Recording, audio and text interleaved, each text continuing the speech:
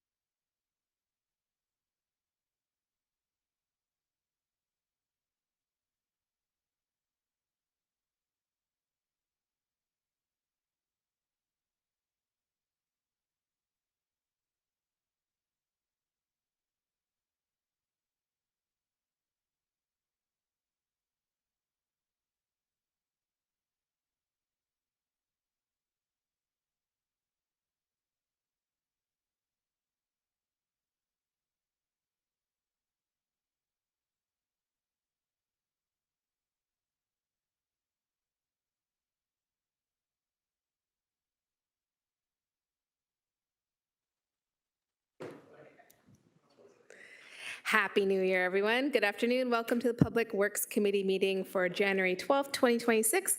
We do have quorum present today, and I'd like to call this meeting to order. Joining us virtually, we have Councillor Francis. In chambers today, we have Councillor Taddison, Councillor Jackson, Councillor Beattie, Councillor Pauls, Councillor Cooper, Councillor Maureen Wilson, Councillor Crutch, Councillor Wilson, as well as Councillor Huang, as well as Councillor Kassar. Before we proceed any further, aside from while you take a moment to make sure your electronic devices are switched to a non-audible function during committee meetings, I'm going to toss it over to Clerk Trenum to overview the new procedures that are being implemented effective today for the remainder of this term. Thank you, Chair. So members of council, please note that we will be using a new process for joining the speakers list. If you are attending in the chamber and wish to speak, please press the blue request button on the screen in front of you, as the request to speak function in eScribe is no longer available. So we will not be using eScribe. You'll be using the system we have in the chamber. This will automatically populate a speakers list for the chair. If you wish to be removed from the list, you can press the cancel button, which appears on the screen in front of you when you are already on the list. Now, for any member who is attending virtually, just please use the raise hand button or show your hand raised, and the legislative staff will add you to the list here in the chamber. Now, once you are acknowledged by the chair, your microphone will automatically turn on. So please note that you cannot activate it yourself. Do not turn your microphone off while you have the floor. Just please leave it on until your time is done. Those attending virtually will be able to mute and unmute themselves as they did before. Thank you, Clerk. I appreciate that overview. And as today's the first day that we're going to be testing this out, there's going to be some grace period. So if things happen, that's part of why we're kind of amply resourced in today's meeting to make sure that we're working out the kinks and getting used to our new procedure in chambers. Okay, so there are no ceremonial activities. We'll move on with approval of the agenda. May I please have a mover and seconder to approve the agenda as it's been presented? Thank you, Councillor Crutch, seconded by Councillor Pauls. Any discussion on the agenda? Seeing none, that's before committee for a show of hand vote. All those in favor? Thank you. Any opposed? Seeing none, that carries. And welcome to Councillor McMeekin as well, who's joining virtually. Next up is declarations of interest. Are there any to declare at this point? Seeing none, we'll move on to approval of the minutes of our previous meeting, which was held on December 1st, 2025. A mover and seconder, please, to put that on the agenda. Thank you. On the floor, Councillor Kassar, seconded by Councillor Huang, to adopt the previous minutes. Any discussion on the minutes? Councillor Beattie was almost going to test the new procedure with the microphone. No discussion. So show of hand vote. And all those in favor? Any opposed? That carries. On to delegations. Before we begin our delegations for today, members are reminded that questions of the delegation are for clarification purposes only, not for debate. A note to our delegates, we have one joining us virtually today and one in chambers. You have 5 minutes to complete your delegation. You'll hear a tone at the 4-minute mark, and then you'll have an additional minute to finish up. So first up, we have 6.1, which is Andrew Miller on FlexBus, respecting report PW 26005, use of Hamilton Street Rail on-street bus stops by intercity bus operators, item 9.3 on today's agenda. Welcome, Mr. Miller. Can you say— Good afternoon. Tester, perfect. So you can, in fact, hear me? We can see you and hear you clearly. Please proceed. Excellent. Thank you, Madam Chair. Good afternoon to you and the committee. My name is Andrew Miller. I'm Director of Public Affairs for FlixBus Canada, and I want to thank you for the opportunity to speak to you today in support of Report PW 26005. I want to begin by thanking Hamilton staff Trevor Favretto and the transit planning team for their work on this file. As you've seen, the staff report makes a strong case for approval, and we're pleased to agree with it completely.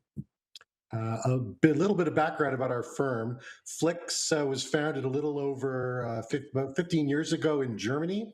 We now operate in about 1/4 of all the countries in the world, including pretty much every country in Western Europe, Canada, the United States, Mexico, and we're always adding new places. Just in the last month, we started in Croatia and Peru and Australia, and more to come. In Canada, our mission is to rebuild a coast-to-coast, a truly national intercity bus network, replacing the one that we lost when Greyhound pulled out in 2021. We currently serve Hamilton from our location at McMaster University. We connect directly to Toronto, Ottawa, London, and Windsor from Hamilton, and indirectly through our national, our continental network. You could go all the way from Hamilton to Veracruz, Mexico by our system, if you so chose, though that would take about 4 days, so I wouldn't recommend it. There are 3 stops in this report where we've suggested we'd like to work. King at Dundurn, King opposite Summers Lane, York opposite McNabb. These stops would significantly improve access to our service, particularly for downtown residents and the West End. So it'd be better transfers, better safety. Formalizing access would be good for everybody. I do want to say some operational context. I want to speak to the importance of moving expeditiously should council see fit to approve this recommendation. We first approached city staff with our proposal to use Hamilton Transit sites for our service in April 2025. It's been 9 months now, and we've confirmed the insurance, we've provided technical specifications, we've adjusted our locations based on staff feedback. We appreciate the thoroughness, but during those 9 months, we've lost several of our previous locations in Hamilton. We lost our former King Street stop and our Stony Creek location. We're only at McMaster now, which has really limited our ability to serve Hamilton residents. The point is not the past, the point is the future. We've been working on this for 9 months. We really hope that subsequent to any approval today, we can execute the agreement expeditiously, because Hamilton residents have been waiting a long time to get returned access to our service. So if this council approves this recommendation today, the report directs staff to negotiate and execute the agreement. We're ready to move quickly with your legal services team to do that. For context, our typical agreement with other parties runs to no more than 2 pages. This is not a complex execution agreement. So given that, we're hoping legal services branch can be directed to move to accommodate as soon as this can be reasonably managed. But I thank you for considering this report favorably. I'm happy to answer any questions you may have. And with the chair's permission, I will remain here in the meeting until the item is considered in case there are further questions. That concludes my presentation. Over to you, Madam Chair. Thank you, Delegate Miller, and thank you for that overview. We will clarify the procedure in terms of guests in the meeting at that point when the item comes up. But we do have some questions coming from the floor. First up, we have Councillor Beattie. Thank you, Chair, and through you. Apparently the new system's working well. Thank you for being here, Andrew. And I actually didn't have a question until you mentioned the loss of the Stony Creek stop as part of your network. And that wasn't, I don't think, embedded in the document. I don't remember seeing it, but I might have missed it. So I'm wondering if there might be anything, A, that you can add to it to color in the loss of that stop. As one of the 2 Stony Creek councillors that's sitting in on the call with my colleague Matt Francis, who's also available digitally. Be very interested in understanding if perhaps my office or our combined offices, depending on the location of the stop, might be assistive to you in trying to examine the loss of that stop and see if there's any way that we could help from our realm and in a new stop to service our Stony Creek communities. I'll leave it to you to maybe color in the lines, and then if there's an opportunity to speak at a later date, be interested in having that conversation. Thank you, Councillor Beattie. Over to you, Delegate. Through you, Madam Chair, I'd like to thank the councillor for his remarks. I'll clarify that our Stony Creek stop, many of our stops are with private businesses, sometimes with gas stations, sometimes with shopping malls. And so private businesses sometimes can accommodate our service, Sometimes they think they can accommodate it, but there's too much operational friction. Sometimes their interest goes in other ways. And that's what happens. That's what's happened here.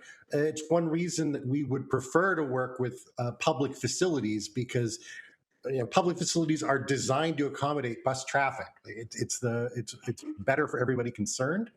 So I appreciate the concern. This wasn't anything that anyone was responsible for. But that said, through you, Madam Chair, Councillor, if there is a likely spot that we could make an arrangement with the city to serve Stony Creek, the Stony Creek community, as well as the downtown, that is certainly a conversation that I'd be interested in having. So perhaps we can speak more about this in the future. Yeah, thank you for that, Andrew. So my contact info is pretty easy to find, Andrew. Feel free to reach out, and I'd be happy, myself and Councillor Francis, who's nodding his head in agreement, that perhaps we can engage in a conversation to see if there's something, and we'd be happy to talk to our friends at HSR as well to pull them into the loop, find somewhere that would be able to reinstate that service, because I think having a link from the more links you have and an interregional service, the better. So I'm happy to have that conversation with you. Thank you, Chair. Thank you, Councillor Beatty. Next up, we have Councillor Cooper. Thank you, Chair.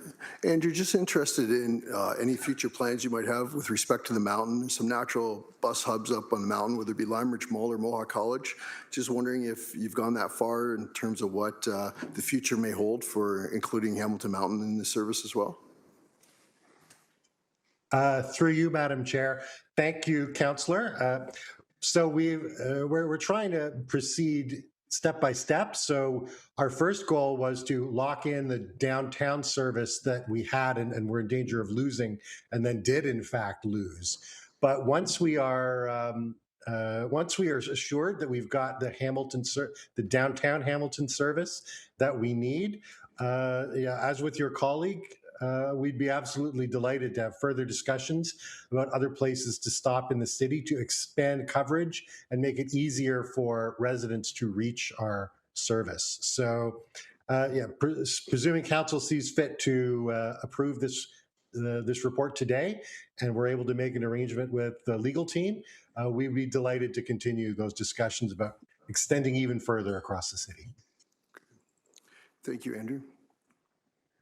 And next up, we have Councillor Maureen Wilson.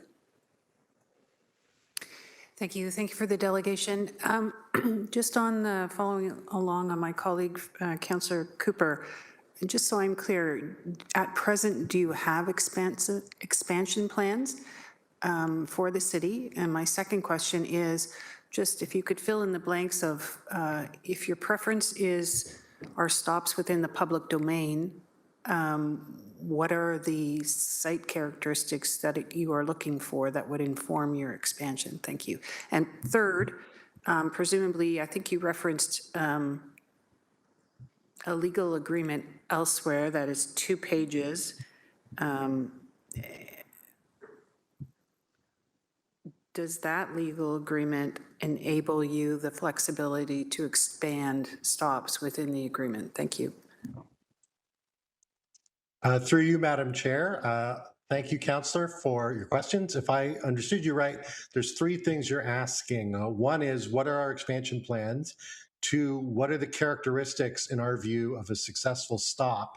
And 3, what is the nature of this 2-page agreement, and does it permit expansion? So if I may address those in order, I beg your pardon. Firstly, our expansion plans. The beautiful thing about bus, as opposed to rail or air or other kinds of intercity travel, is that it is so flexible. So as long as there is, as we've got a line in the area, which we do, Detroit to Toronto and then on to Ottawa, finding additional stops along the line is quite simple to do. So, and wherever we can think that wherever we identify latent demand, we are happy to serve it because it costs us very little. We're eager to, and we can do it very quickly. So to your question about expansion plans, it would depend on if there's local interest and our network planning team crunches the numbers and thinks there's demand. Absolutely. We tend to move towards accepting. We're more likely to accept than reject because it is so simple for us and it's good business for us. To your second question, what constitutes, in our view, a good stop? The bus comes in. Typically, what we call in the trade the dwell time is about 10 minutes, enough time for people to get off the bus, collect their baggage, new arrivals to get on the bus with their baggage and have it stowed. So it's 10 minutes. It needs to be able to place to dwell in such a place that it won't be impeding traffic and that it's easy for people to get on it without putting themselves in any risk. This is one reason like private parking lots are not ideal because you've got people walking in traffic, whereas a bus stop, a public bus stop is designed to accommodate pedestrian traffic safely. That's why we would prefer it. So any facility that is already aims to accommodate bus traffic we can accommodate and would prefer to, frankly. And then the third thing that you asked was about our 2-page legal agreement. I only cited it as 2 pages to indicate it's a very simple legal matter to say, this is where you're, oh dear, I hope I did not just lose you. No, we can hear you and see you clearly. still. Something happened with my screen. I apologize, Madam Chair. But to finish my thought, what was my thought? Oh dear. You can accommodate, was where you left off. Yeah, it's a 2-page agreement to show it's very simple to account for legally. And so we just have one of those on a stop-by-stop basis. But with if we were to have an arrangement, say, with Hamilton Transit or the Public Works Department or whatever the appropriate body for Hamilton is, then we could simply amend that with just addenda for any individual stop we add. I think it would be very straightforward to do. Thank you, Madam Chair. Thank you, Delegate Miller. No further questions at this time. Oh, 1 second. We do have Councillor Pauls.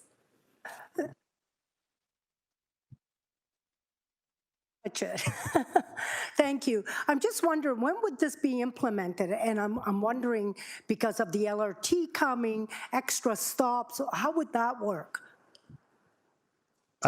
Through you, Madam Chair, thank you for the question. Again, one of the beautiful things about bus service is it's speedy. If from the day that we get a contract signed between us and the appropriate body in Hamilton, it would be no less than 2 weeks, but not more than 4 before the stop was in service. And part of that is because you need to actually have the stop on sale for 2 weeks. People have to know that it's there and have an opportunity to buy a ticket. But it's so simple and straightforward for us to add service to a stop. The only tricky thing, and it's not very tricky, is just often we just need to install a discrete little sign on a post so people know where to stand when they can't actually see the bus, so that when it arrives, it's there. And that's more for their peace of mind. Generally, if you don't have that, the bus will just appear, people in the vicinity will see and approach. So yes, a minimum 2 weeks, but surprising if it would take more than 4. Thank you, Madam Chair. And you would have more area as soon as the LRT gets in process. Is that change things with the LRT? Through you, Madam Chair. I don't think it would change anything. We are we're very flexible. So if there's construction, we could move around it. But if when the LRT comes available, I mean, the other thing that is very important for us as a company is having immediate access to other kinds of transit. It's what people in the trade call, integrated multi-mobility. People tend not to drive to take the bus. They tend to take something else. They'll take an Uber or a cab if they have to, but they generally prefer to take local transit. That's another reason we really like to co-locate with local transit, because it's what our customers like. And frankly, it's good for the transit agency too, because we're driving traffic from one system to the other. So as the LRT advances in Hamilton, we would be very pleased to be able to co-locate our service with LRT stops, if that could be arranged in a safe and efficient operational way. Thank you for that. So my understanding is if this is approved and we move on, within 4 weeks, we'll have this going in the stops that we've chosen? Within 4 weeks? Through you, Madam Chair, yeah, it's not 4 weeks from today because it has to go to the legal department, and that's got to be negotiated and signed. But once it's signed, we have no reason to wait. We would move expeditiously, and that would take about 2 to 4 weeks. Well, thank you. Thank you, Councillor Pauls. Thank you to the delegate. Councillor Pauls, you could also ask that of staff when we get to the report as well. Seeing no further speakers on the speakers list, thank you again, Delegate Miller, for being with us today. In terms of clarifying procedurally, the delegate indicated wanting to stay on the meeting until we get to the report item itself. If I could get clarity from staff's perspective, usually we invite our delegates to log off, join us on the virtual online stream, watch the live stream. The committee already had their opportunity to ask you questions, but if I could get clarity from clerk. We'll leave it to you, Chair.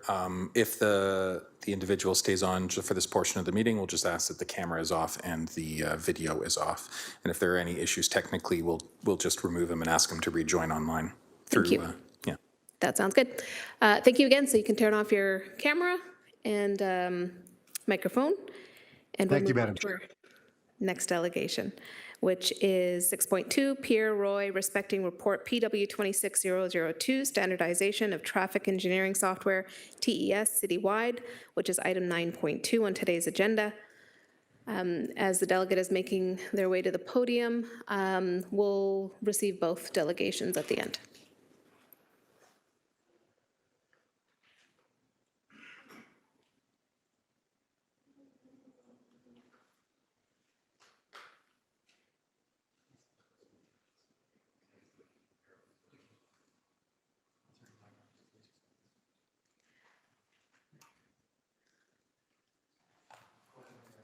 All right, awesome. Good afternoon, Public Works Committee members. Happy New Year. Nice to be with you here in person in the new year.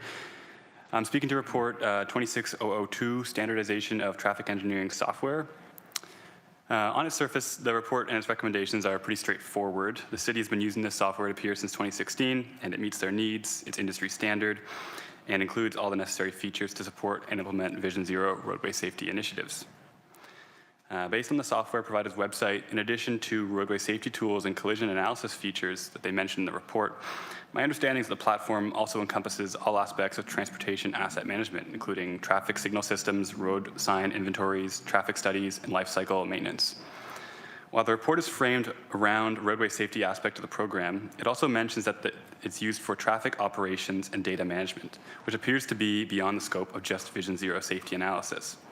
I'm concerned that we are being asked, the committee is being asked, to commit approximately 1/3 of our annual $500,000 Vision Zero evaluation category funding on a piece of software that appears to be used as a core tool across the transportation division, as opposed to just for Vision Zero analysis. Looking back at the first report from 2016, fees for this software have increased from $16,200 per year to about $150,000 per year, which in my opinion would be consistent with the adoption of more software features beyond just core roadway safety tools. I'm not aware of how routine this type of funding arrangement is or what the extent of software adoption within the transportation division actually is, but it seems to me that this funding allocation may be better suited for a standalone budget item rather than just one for our Vision Zero funding. I'm concerned that such a large funding commitment would not leave enough budget to meaningfully enact Hamilton's Vision Zero goals, which begin with roadway evaluation and data analysis. Now, so long as it's proposed to use Vision Zero funding for this important piece of software, I believe it's only fair to leverage it to improve our public-facing Vision Zero resources. One of the biggest features of this platform, as stressed in the report, appears to be its ability to manage, analyze, extract, visualize a wide range of traffic and roadway safety data points. This is important, as time and time again, the city's Vision Zero action plan stresses the importance of collecting, analyzing, and sharing timely data to support roadway safety initiatives, which is referred to as the cornerstone of the Vision Zero approach, and is mentioned in all 5 program elements, including evaluation, engineering, enforcement, and education. The evaluation category in particular calls for communicating shared data, enhancing the availability of data, and coordinating a data-driven program to address areas of high concern. And the engagement category calls for following an open data approach, developing an interactive website to allow road users to voice concerns, and publishing annual Vision Zero progress reports. Some of these points have been implemented to a certain extent, but so long as we're investing and talking about adopting this top-of-the-line software for internal use, we should also be living up to our actions plan's goals for public data sharing and transparency. One of the key opportunities for improving in this area is annual reporting. From 2017 to 2022, the Transportation Division published data-rich graphical reports demonstrating roadway safety trends in our city. They allowed for the public and decision makers to understand where resources were being sent to address roadway safety issues and where there were significant areas of concerns. It's unclear why we haven't seen a report since 2023, or for 2023 and 2024, or the dedicated Vision Zero reports mentioned in the action plan. There's also an opportunity to use the rich data collected by the software to develop a more comprehensive Vision Zero dashboard. As it stands right now, the collision data included in the dashboard is only updated as of March 2023, and the interactive features are limited, with minimal mapping, resources, or analytical metrics. Most of the data in the dashboard comes from the city's open data website, where there's also room for improvement. For example, the collision data page was last updated in November 2023, and the data points do not include collision locations, preventing the public or academics from conducting their own independent research and analysis. Other data sets, like average daily traffic count, are relatively up to date, but they appear to be significantly reduced in scope compared to the data sets the city makes available to commercial third parties, like for engineering studies. And lastly, other data sets, like pedestrian crossovers and speed humps, are standalone maps that require technical knowledge for members of the public to download or overlay with other maps like ward boundaries or schools, for example. So what can we do? Since funding for our core roadway management platform is to come from Vision Zero budget, it would only be natural to improve the public-facing information and resources on our Vision Zero initiatives to align with our roadmap and goals. I would suggest starting with updating the existing open data sets and adding new categories for things like enforcement resources, school zone improvements, speed data, complaint hotspots, and our progress and initiatives completed to date.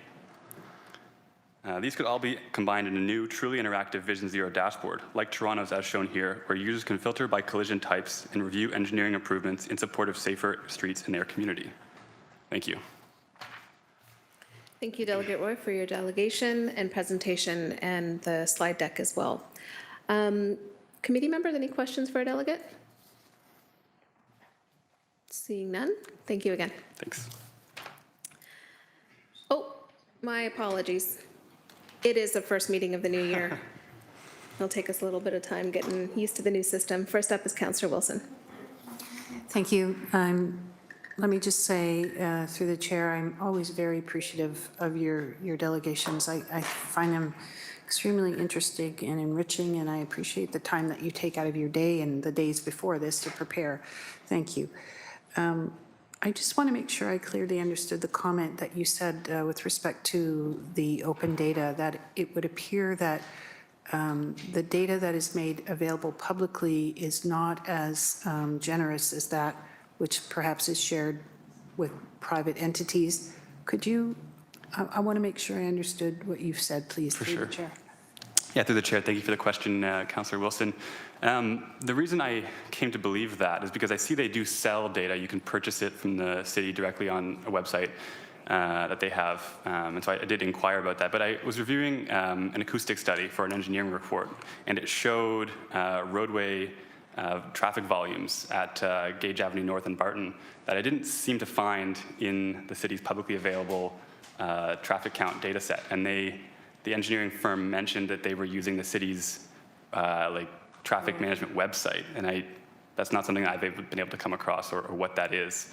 I don't know if it's something that came down during the cyber event and hasn't been brought back up, or if it was involved in the Spider Public Works data initiative that's kind of in a transition stage right now. I'm not entirely sure, but I know that engineering firms do request this data from cities quite often, and I don't know to what extent there's constant access or a cost associated with it, but there is a process by which you can purchase data, and I did reach out to that email address to see if they might clarify what the differences are between what's publicly available and what's commercially available, and I didn't quite hear back in time.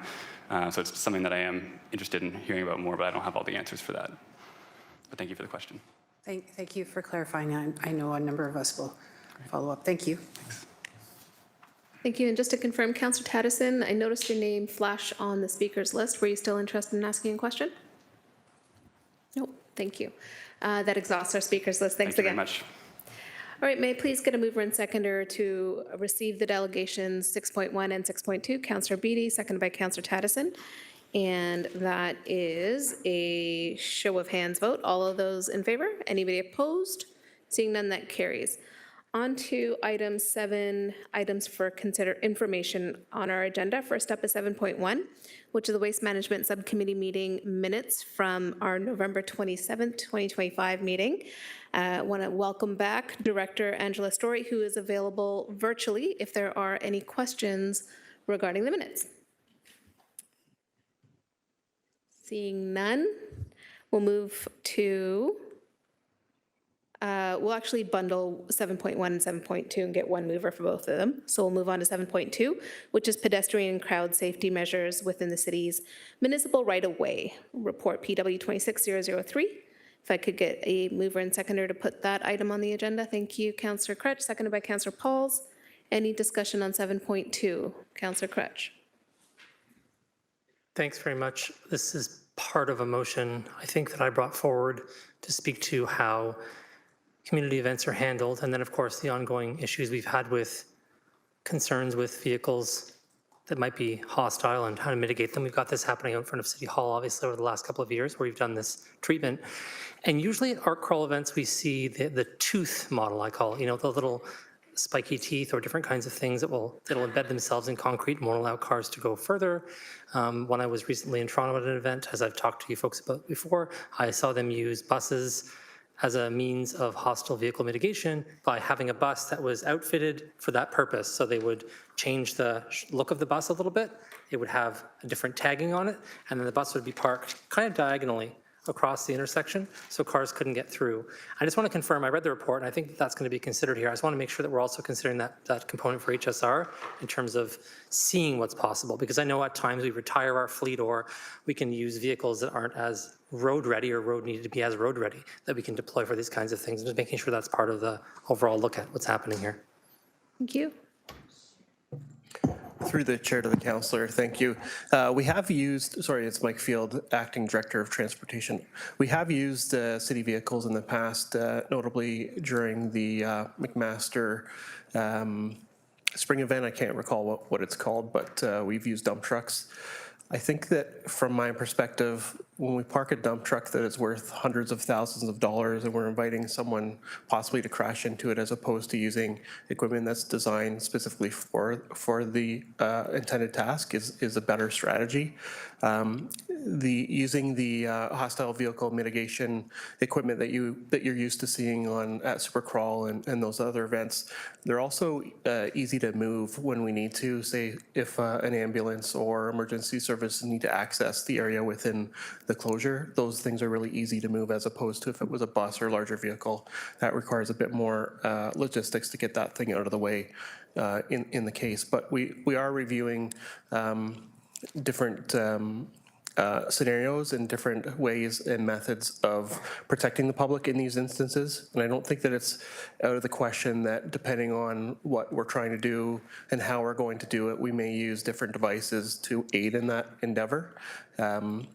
But at this moment, we haven't had a conversation with HSR about parking a bus and using a bus to block a roadway. But as I mentioned, we've used other roadway maintenance type vehicles. Thanks very much. Yeah, I'm hoping that could be part of the analysis in terms of at least getting a costing and understanding how it works, because I know that one of the barriers to doing that is the cost. And so you have to spend money to outfit a bus. You have to spend money to make sure there's the kind of driver required to be there to move that bus in and out. It may not be an ideal way of doing it. I just think it's worth exploring because I know, for instance, when I was at events in Toronto, I noticed that it didn't fall into that Book 7 category in the same way. So it was quite a major intersection we were at in Toronto. I can't recall where it was, but it was unattended, and the consequence was having a large bus across the intersection. So I'm not saying that it is or isn't how it's supposed to go. I can't comment on what the City of Toronto does, but I guess I'm just wanting to understand that relationship too in terms of cost savings with respect to how we staff these locations, right? So at Art Crawl, we often have police at each one of the intersections, or at some of the intersections anyways. Same thing at Supercrawl, but there are oftentimes, I see other situations where we don't. So I just want to really understand that piece, and I think in the previous report that also wasn't really articulated. When is it really required? When is it not? For instance, a good example for those who don't know will be the Woodgate at King William. And so what we did when we put the Woodgate in at King William was we ensured that there were city staff who were trained to be able to operate that Woodgate and close down King William successfully without requiring police to be there, right? But it's still an intersection. So for the public, a lot of times, that creates some confusion. Why here, why not here? So I'm just hoping the analysis also will just talk about where those opportunities exist so that we can ensure, hey, we have the right amount of things happening. This goes back to that conversation that Councillor Chattis and I were talking a while about with SEAT, where we're paying costs to SEAT through the CEF, and there's at least a significant portion of funds going through CEF back to the city, right? So how can we actually ensure that the dollars that not-for-profit organizations get go to them to support their things and not go back to the city? So that's, I think, still a preoccupation for me, and hope that that comes out in the analysis. Thank you. Thank you, Councillor Crutch.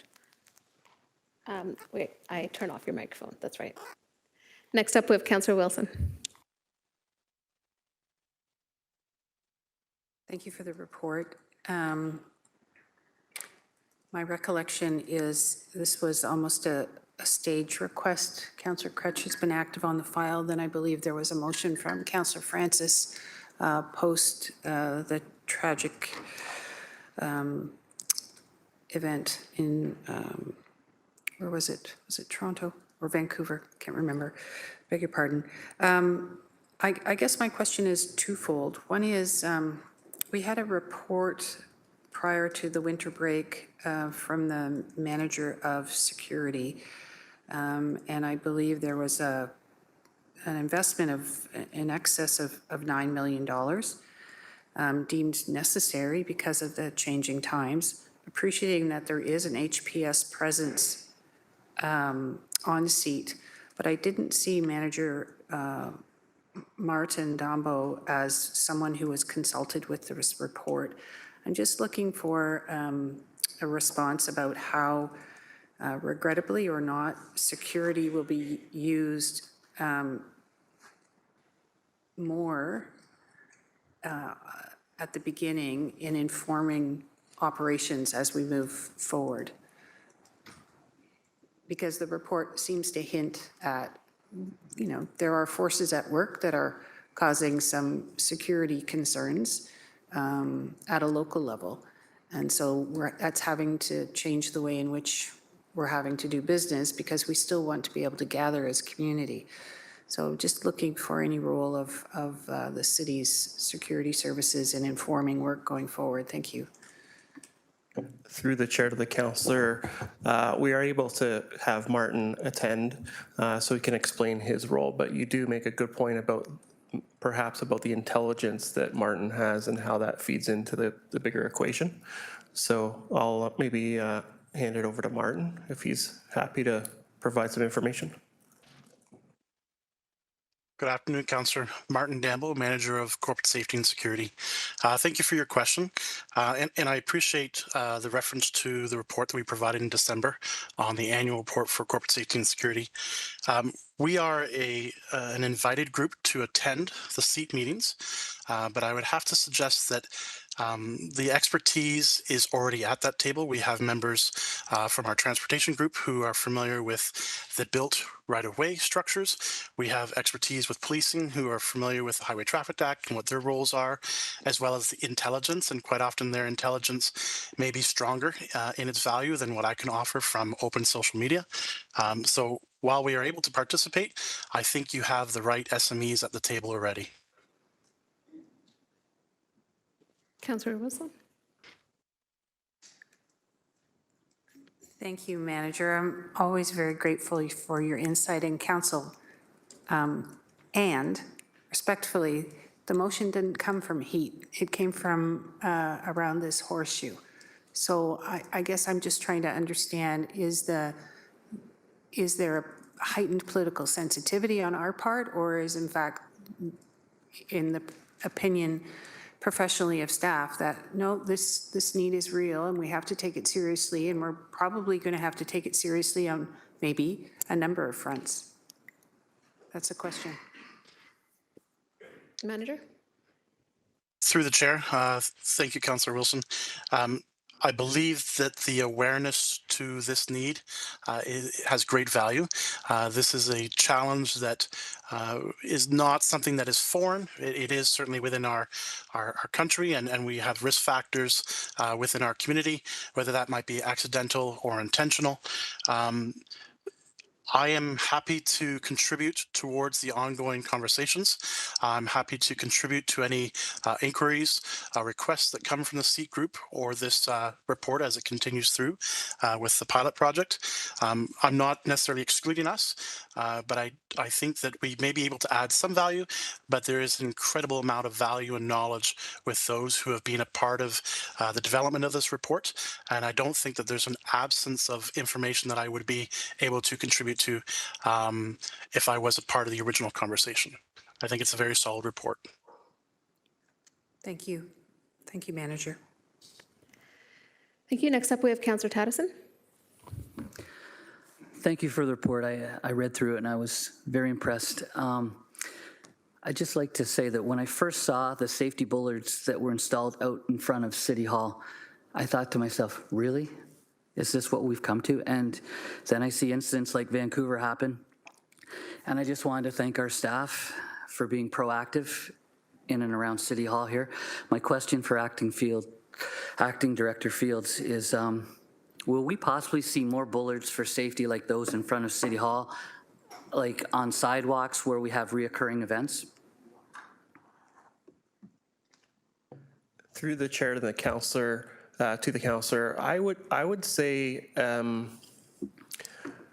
yes, we will see that more frequently. There are some discussions around TD Coliseum as an example, just based on the environment that we unfortunately experience today as a society. And there was a recent hostile vehicle mitigation attack just this past weekend in New York City. The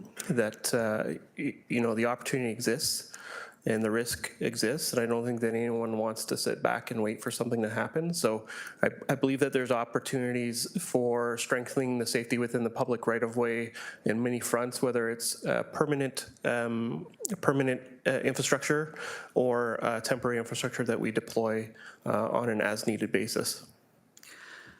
Thank you very much, and I think like a combination might, just be the correct answer, a hybrid between those two. And again, I will be fully supportive of any measures that are taken to protect the public safety. Thank you again, Acting Director Fields. Thank you, Councillor Tattison. That exhausts our speakers list. So we did have the mover and Councillor Crutch and seconder and Councillor Pauls. Both 7.1 and 7.2 are before committee for receipt. So show of hands vote, please. All those in favor? Any opposed? Seeing none, those carry. On to item 9, which is items for consideration. First up is 9.1, January 2026, intersection control list impacting wards 10, 11, and 13. May I please have a mover and seconder put this on the agenda? Thank you, Councillor Alex Wilson, seconded by Councillor Beattie. Any discussion on the report? Thank you. First up, we have Councillor Beattie, followed by Councillor Wilson and Councillor Tattison. Thank you, Chair, and through you. Really just wanted to say thank you to staff, and unfortunately now they're behind me, so I can't do both at the same time, speak into the mic and thank them. But very specifically, the intersection at Vince Mazza Way and Winona Road has been identified by the community for quite some time as something that is in need of this type of traffic control. And of course, knowing that we have plans to install a more robust sidewalk system in the area shortly. There was a motion previously, I'm sure you'll recall. So this aligns very nicely with having sidewalks installed in the area to allow pedestrian access to both sides of the QEW, and having this in place in advance of that, along with a lot of the other development that's going to be taking place in the area. This is great news. So thank you so much for the quick movement on this, and really appreciative. That's really it, Chair. Thank you. Thank you, Councillor Beattie. Next up, we have Councillor Alex Wilson. It's exactly the same as Councillor Beattie. I am on the right side of the horseshoe now, but I really appreciate that. I do just have a question through you, Chair. Of the two changes in Ward 13, I'm aware that one of them was previously assessed. Read what the report says, really, really appreciative of the recommendation from staff to move forward. Our staff may be able to just comment. I think this has been a big one in the public eye, the Park and Cross Street one, where local residents have really wanted to see a change. In the past, it hasn't been warranted. Hearing a recommendation from staff to say, hey, it's just under the line, let's do it. Really appreciate that. We weren't there kind of 3 years ago. We weren't there 5, 8 years ago. Has it been collision data that shifted? Do we have flexibility in the provinces, or is it just ongoing efforts in this intersection kind of aren't getting the result? I'm just trying to understand, how does that decision change? Because I think for some residents in the area, no one's mad about this change. Everyone's excited about it, but some people ask, well, why couldn't we get this a little sooner? Through the chair to the councillor, I really appreciate that question, because I think it's just an illustration of, for us, how roadway safety is not a static exercise. That's something that's ever evolving. The warrant has a number of data points in it. Typically, stop signs is driven by volume and use of an intersection that drives the warrant process. So unfortunately, I wish I had the ability to speak to every single intersection in the city, but I can't. But I would assume that there has been changes as we've collected data over time, that initially it didn't quite hit those warrant targets, but now it has after reassessment. So that's maybe the main reason why something might change from unwarranted in the past to warranted. As people use different routes and as the community grows, it's going to change conditions. So it's really important for us within the transportation division that we're looking at things frequently and actively, and we're not just making a decision in time and saying it's going to stay like that forever. That this is an illustration of a reassessment that is putting in an always stop that previously wasn't warranted. Thank you. Really appreciate that clarification. And again, that insight into the process. I think specific to these changes in Ward 13, lots of folks are going to be really relieved to see that. So thank you. Thank you, Councillor Wilson. Next up, we have Councillor Taddison. I just had a question about the intersection in Ward 11. It was Festival Way and Dye Avenue, and it's a T intersection. And from what I see, there's no signage there currently. Is that correct? Through the chair to the councillor, correct. There is no stop controls or signage currently.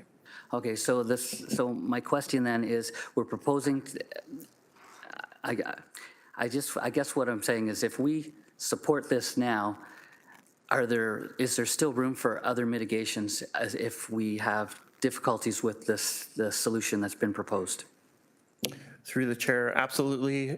Kind of similar to the answer that I gave to Councillor Wilson, is that if after we put in the stop sign, we're still observing some issues, then we would look at how to deal with those issues as they evolve. Okay, is there any room for some mitigation before we put the stop sign up? Through the chair to the councillor, I would say once council ratifies the motion, the stop sign will be installed the following day. Okay. I think I would like to have a discussion with you before that time and propose something else. You got between now and council. Councillor Taddison. Thank you. All right. Otherwise, the report has been moved and seconded. I see no further speakers on the speakers list. It is an electronic vote. All those in favor, please indicate. Opposed, please indicate electronically. And welcome to Councillor Spadafora joining us at the table.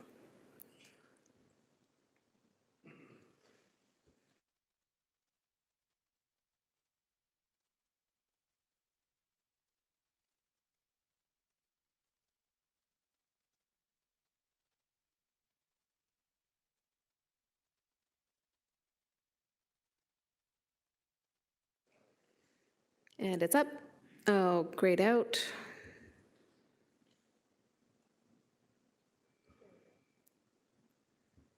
So committee members, you might want to hit refresh on your eScribe, and then you should be able to vote.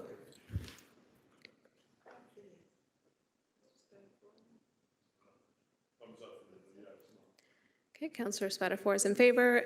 Councillor Francis, if you could indicate your vote as well.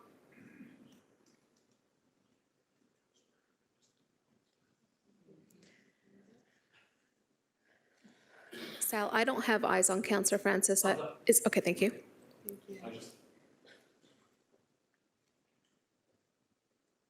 and that carries 13 to 1.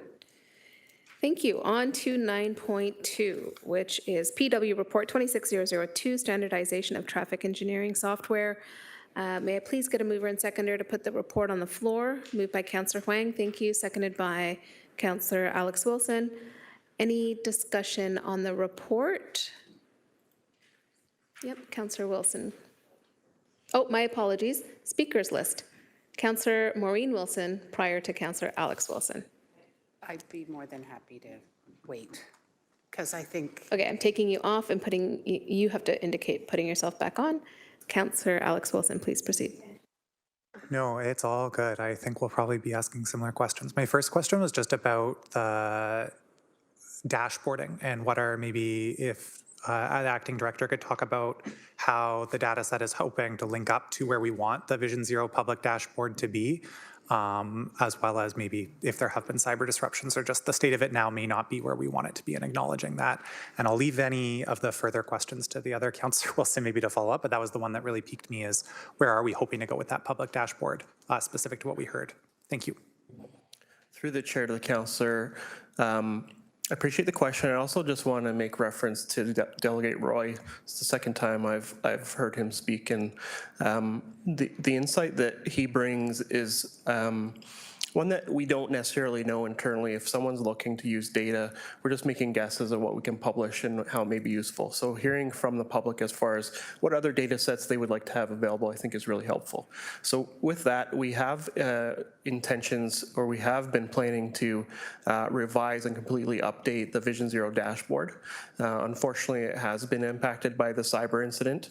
So that has been partially delayed because of it, but we do have intentions to continue to build on that dashboard and add more functionality and more information over time. The same thing goes with publishing data on the city's open data platform. We also want to publish more data on that platform, and it's really valuable hearing from residents as far as what types of data they're looking for, because otherwise we're just making our best guess as far as what types of data they would be interested in having.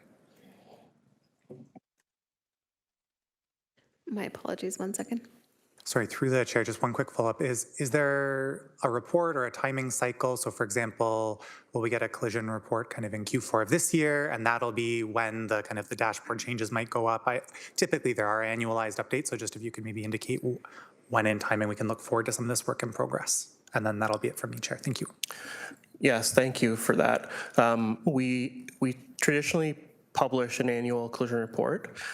We did not publish one in 2023 or 2024, directly related to a couple things occurring. There's some reference within the report itself. We used to receive collision reports directly from Hamilton Police Services, who are joined me today if there's any questions about that. But they switched to an electronic format, providing information through MTO directly. So while we were going through the process with MTO to access the collision reports through that method, the cyber attack happened at the same time. So IT had to reassign resources. As such, we weren't able to produce the annual collision reports because we didn't have the full data loaded into our software. However, this year we're going to do catch up on the annual collision reports and bring 2023, 2024, which is actually prepared right now. It's just a matter of bringing it forward to committee. And then later this year, once we summarize the data for 2025, then we will bring the 2025 report forward for Public Works Committee as well, thereby catching up on the commitment to report on collision data on an annual basis. Thank you for that. Next up, we have Councillor Maureen Wilson. Thank you. Thank you for this report. I wanted to follow up on kind of the question that Delegate Roy brought up. And you answered that you were appreciative of his delegation, and it's important for the corporation to hear what the public would like to have access to. But on that, two things. Would it be our operating mantra, if you will, to make as much information publicly available to suit the different levels of interest, sophistication, or mandate, rather than, be continuously responding like, oh, okay, we see a need here, so we're going to let that out. So kind of what is our operating premise on that front? And the second one, do we privilege private companies in their access for purpose of generating revenues? How does that work out, please? Those two questions, thank you. Through the chair to the councillor, for the first part of your question, yes, we do endeavor to publish more than less. And we were working towards that, but unfortunately, we've had some delays.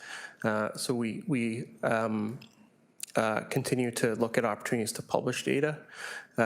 There is a process that we have to go through because some of the data that we do does have information that can't be publicly published. We just have to make sure that we're following the right rules and we're not publishing data that's confidential or otherwise, or reveals, identifies individuals, that type of thing. So yes, we want to publish more. We have a lot of data in the traffic realm, so I think figuring out logistically the data sources and how to publish that information is one of the challenges that we have internally as well. But short answer is yes, we endeavor to publish more information than less information. The second part can you remind me of your second question, please? Thank you. I think the question was raised as on the theme of being transparent and accessible with our data. Do we favor some private interests over that of the public's threshold? Yes, great question. The answer is no, we don't. So we provide information to consultants and developers in different ways. So if they're needing to do a traffic impact study or something like that, they can make requests for count information, turning movement counts, that sort of thing. If we don't have the data, then we will go out and conduct data collection based on that. The fees that we charge in those instances is administrative only, so we're not producing any revenue on those requests. It's just covering our cost, internal costs to make those counts happen and then prepare the information, provide it. If someone comes to us and they want if they want particular information about an intersection, say, we already have that information, we just provide that information. So it's more akin to if we don't have the data, they're looking for something specifically, then we can produce that and we charge an administrative fee for that the first time. The other data source that we ask people to pay for, which again is within the same realm, is the signal timings of traffic signals. So if someone would like to get all of the signal timing information, there's some behind the scenes work that has to happen. So there's a user fee for us to administratively produce that information. Thank you. There was a question also raised by the delegate through the chair about the contract and ensuring that money for Vision Zero and that we're using data to uphold our action plan is not being used to subsidize, if you will, or offset general transportation operational activity. Could you speak to that through the chair? And I think my ding went, so thank you. Through the chair, the software package itself, as the delegate pointed out, has a number of additional sub-packages that can be combined in it, including getting into asset management and operational things. We don't prescribe to those services. We're going to kind of the core data analysis portions of it. We do use the software to help out with some warrant decision making because it can do it automatically as opposed to someone needing to do it on their desk. So for example, would be a traffic signal warrant. Since the data sets that are needed for that warrant are already loaded all in the database, it can produce that information on its own. So the answer is no, we're not using it for standard day-to-day operational matters or asset management related matters. We're using it exclusively for what we would consider roadway safety in the city, which is obviously supporting the Vision Zero program. Thank you. Thank you. Thank you. No further speakers on the speakers list. The report has been moved and seconded. It is before committee for electronic vote.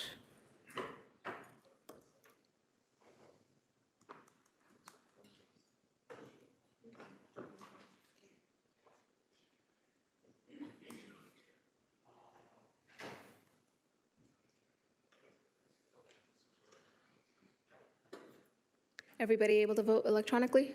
Yep. In favor, Councillor Maureen Wilson.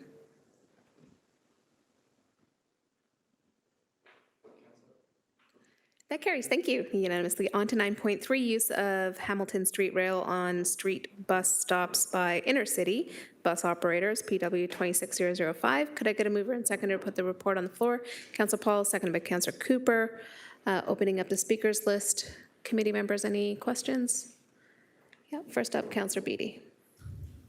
Thank you, Chair, and through you. I think that I heard the delegate on this speak to when we get to the type of agreement at that stage when we're going through the legal wording and whatnot, an agreement that was, my words, not him, modular in nature, that would allow quick adaptability so that new stops could be added, potentially unfavorable stops could be deleted if they posed a problem to their economic model.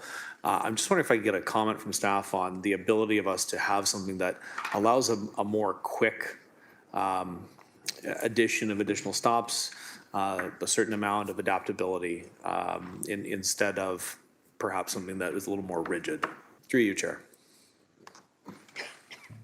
Thank you for the question. Through the chair, Nancy Purser, Director of Transit.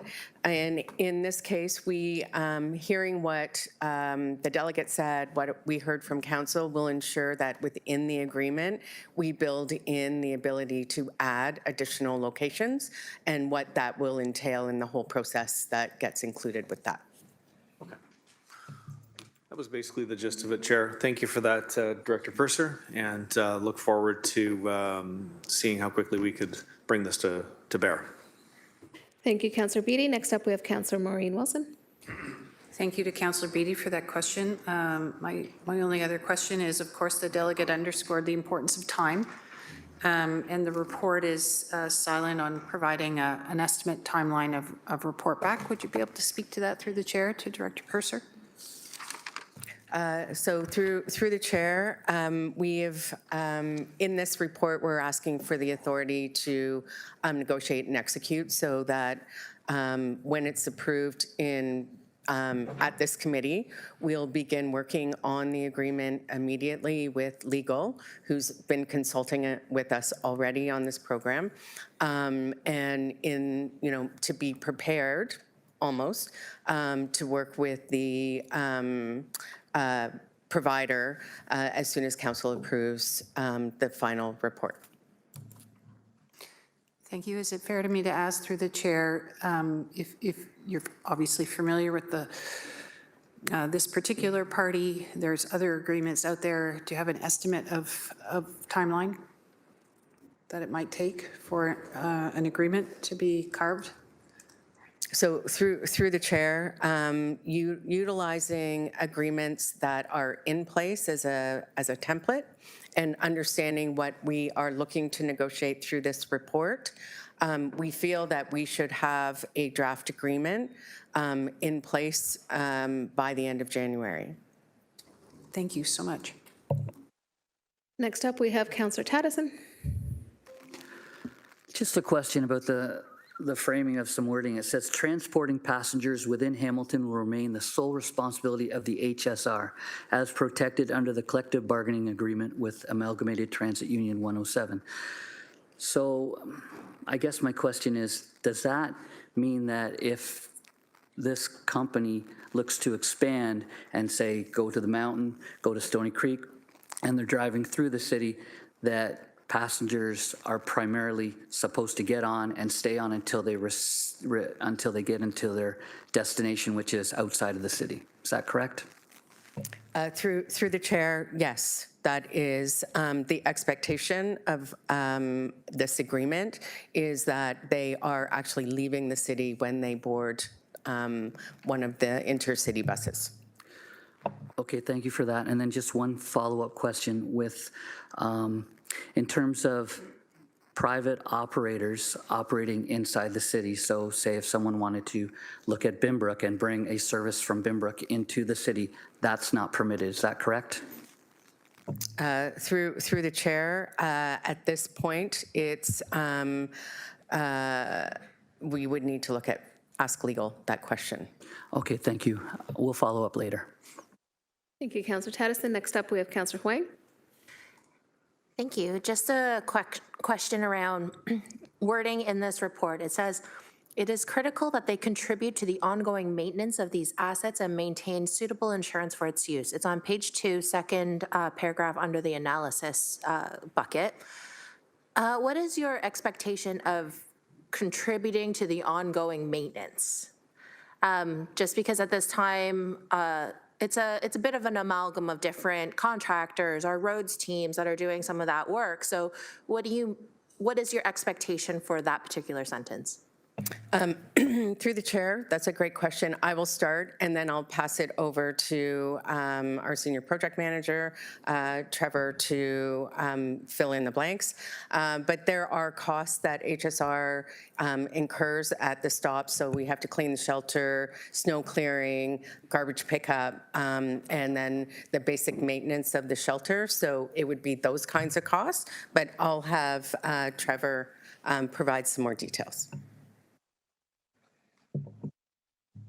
Hello, through the chair. My name is Trevor Fervetto. I am the Senior Project Manager of Transit Strategy and Planning in the Transit Division. Our expectation is through the negotiation, we will aim to have the maintenance costs covered typically by us, be split between us and FlixBus on a percentage of use basis. The exact details are to be figured out in the negotiations, but that's the hope, is that we will split it based on how often we use it versus how much FlixBus would use it. Okay, thank you for that. Then through you as a follow-up question, through you, Chair, is there an opportunity to look at bettering some of these stops? Because when I think about an intercity stop, you might have people that might be waiting a significant amount of time, but some of these stops may not have a bus shelter, or they may not have seating or anything like that. At this time, those are all part of our transit planning, and that's part of our transit strategy. However, if there's an opportunity to encourage more of these intercity bus lines to come to Hamilton and leverage and use our facilities, is there an opportunity to ask them to make some of those stops more comfortable for patrons, but that would also add to the user experience for HSR ridership as well?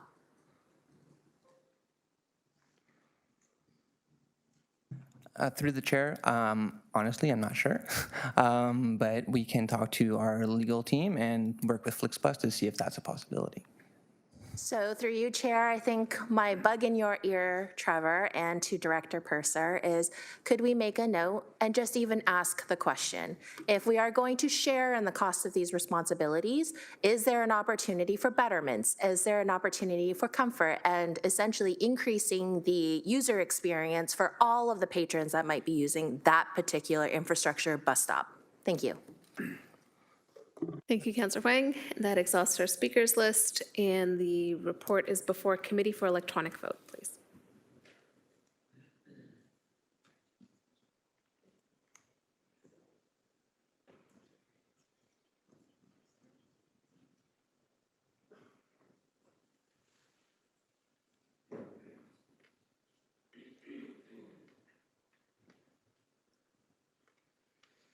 That carries. Thank you. On to 9.4, PW Report 26007, Review of Winter Control Levels of Service. As this item includes a staff presentation, I'll invite the staff to come on down to the podium to get set up. In the meantime, if I could get a mover and seconder to extend the presentation time from 10 minutes to 15 minutes, I would appreciate that. Councillor Jackson. Thank you. And then Councillor Pauls.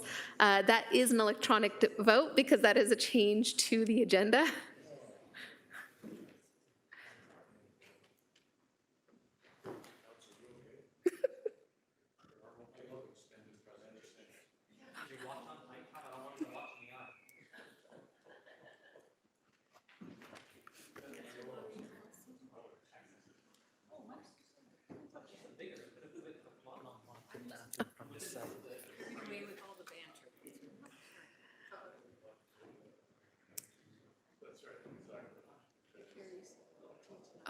Just in case anybody was wondering, that last vote carried 14-0. Yeah.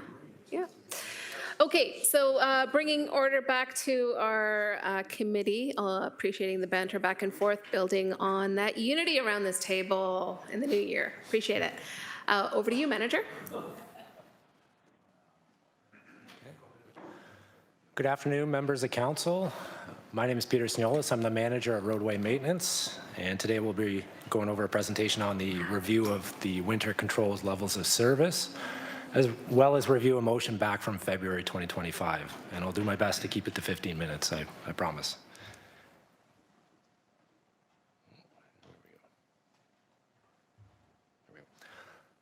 Okay, just an overview of our current winter services we do provide from November to April each year. We do provide roadway patrol, anti-icing, which is the application of material, either brine or salt, prior to an event to prevent it from adhering to the road. Snow plowing, both of the roadway and cycling facilities. Sidewalk and transit stop clearing, which I'll get into a little bit deeper in this presentation, but the previous council-approved enhancement back in 2021 was along priority 1 and 2A roadways where transit operates. Multi-use pathway clearing as well, which are road-to-road connections. Snow removal and haulage, weather monitoring, and we do complete this to the provincial standard of the minimum maintenance standards and the council-approved enhanced level of service. So some statistics about winter maintenance. We have a 24/7 response from early November to mid-April. We have approximately 500 pieces of equipment total, which is both city and contracted. We maintain the city's approximate 6,522 lane kilometers, 890 of the 2,470 kilometers of sidewalk, and approximately 1,100 cul-de-sacs and 2,300 transit stops. Each year, we do average about 28 to 35 winter events and receive approximately 20,000 calls specific to winter maintenance. Just to quickly dive into this year's statistics, the column on the left is the year, the middle column is an event. And a winter event we designate as weather that is significant enough to deploy resources. And the column on the right is days of precipitation. So one event could run 2-3 days, so that'll be 3 days of precipitation over one event. So this year we've had 21 events. Historically, we've been around 9 to 10 winter events from November 1st to January 5th. And days of precipitation, we've had 32. So there's 66 days from November 1st to January 5th. So about 50% of the time we've had snow significant enough to activate our equipment. Going back to the minimum maintenance standards, this is implemented by the province to assist municipalities in managing the maintenance of different road classifications, both non-winter and winter. And the regulation outlines minimum standards for municipal highways in Ontario. Although compliance is voluntary, it does provide a statutory defense under the Municipal Act. So in addition, specific to winter, the city operates at an enhanced level of service higher than the minimum maintenance standards, which was approved in 2001, and the last edition was in 2013. Just to compare the city enhanced level of service and the provincial, looking at the city enhancement is in orange, the provincial is on the right. Looking at, for example, Lincoln Arterials, which is a priority 1 or class 1 roadway, the city enhancement is a target surface condition of bare, which is after the storm, we got to get it down to bare pavement. Reasonable response time is once it starts snowing, we need to be immediately out there. And the target completion time is 4 hours after a winter event ends.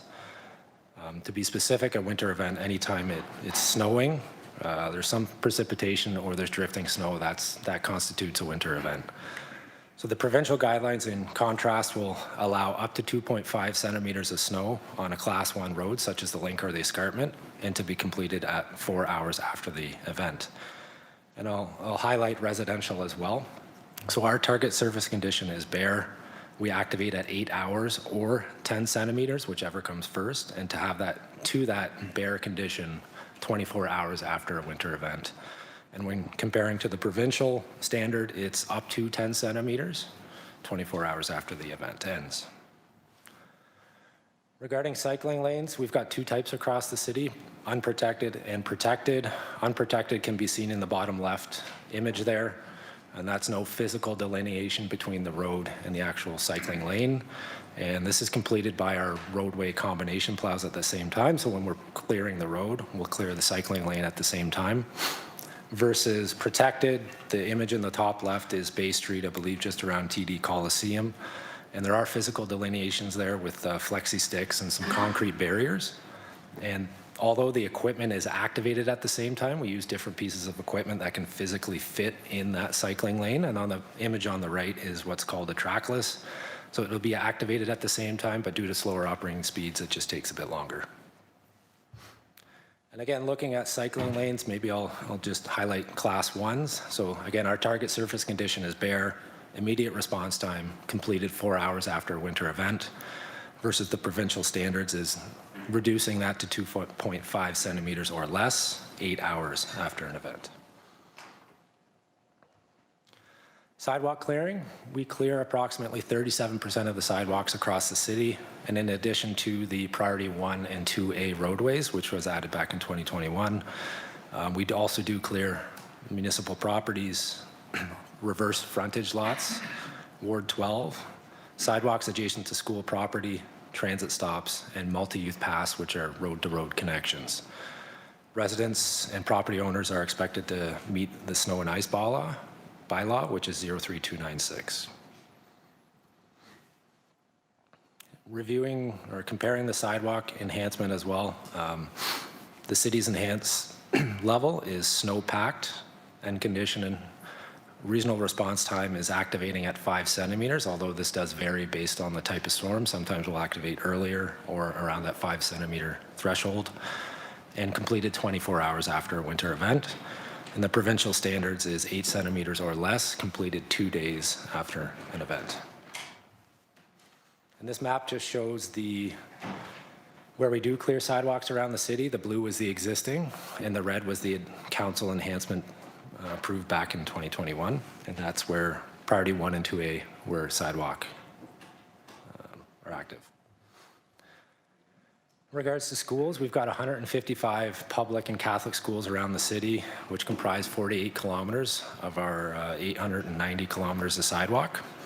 The red just shows where we do clear around schools. This is Westdale Secondary School, so we'll clear the sidewalks adjacent to the school, not the other side of the road or around the block. Should be noted that the schools do pay for this service and the city completes it on their behalf. Windrows. So windrow is the accumulation of snow left behind a plow, and this is at the an intersection of, could be a driveway, a sidewalk, another road. It is a natural occurrence of winter maintenance. We do aim to minimize this as much as we possibly can by evenly distributing the snow. However, it is an unfortunate natural result, and currently windrow removal is not an approved level of service.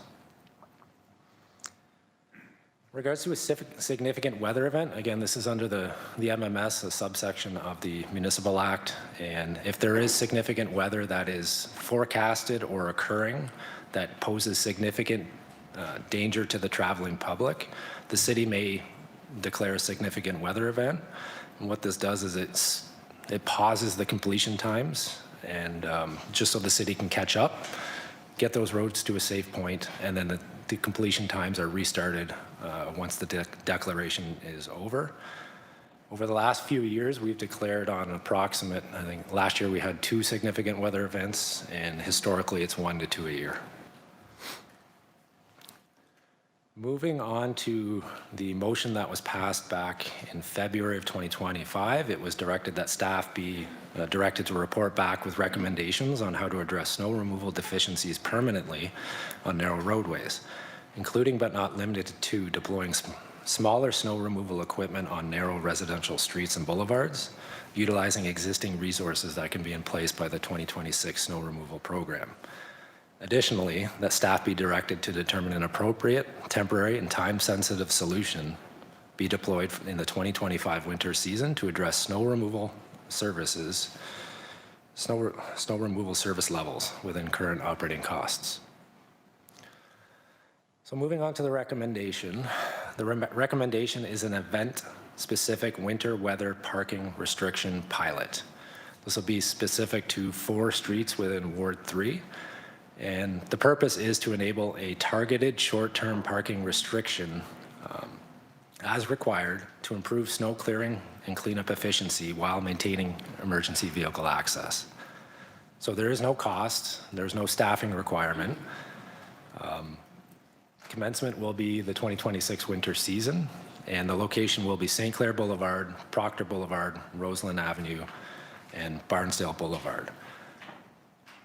And I did highlight that we've had, 32 days of snow. However, it was lake effect snow. We foresee this only happening maybe 2 to 3 times a year.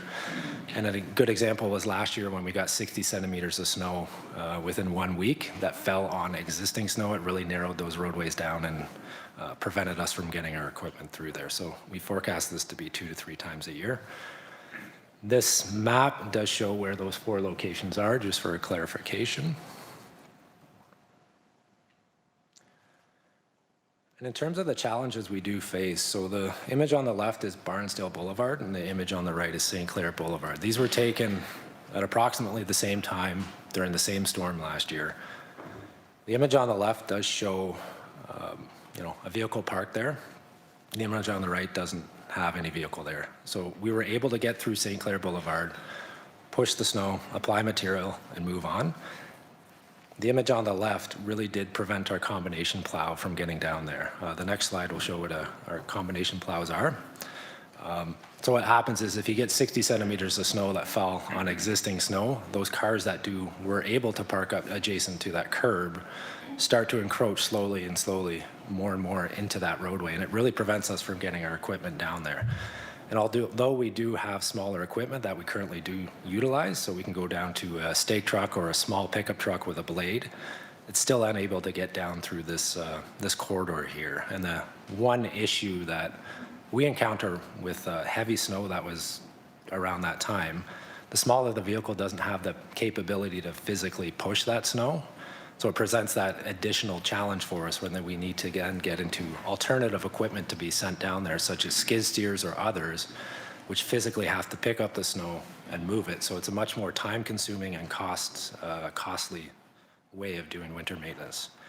So any delays we do get to streets, it does allow the snow to pack and harden, and then it does present even a larger challenge for us to physically remove it. So there's a combination plow, and some of the benefits of this is it allows us to get our equipment, run down the street, move that snow to the side, apply material, and move on. So it really does improve operational efficiency and route completion times, reduces our operational costs because we don't have to send those additional pieces of equipment in there, eliminating the need for costly snow removal operations. And while it does provide access for emergency vehicles as well, it improves overall road safety and winter mobility for everybody in the area. That is it.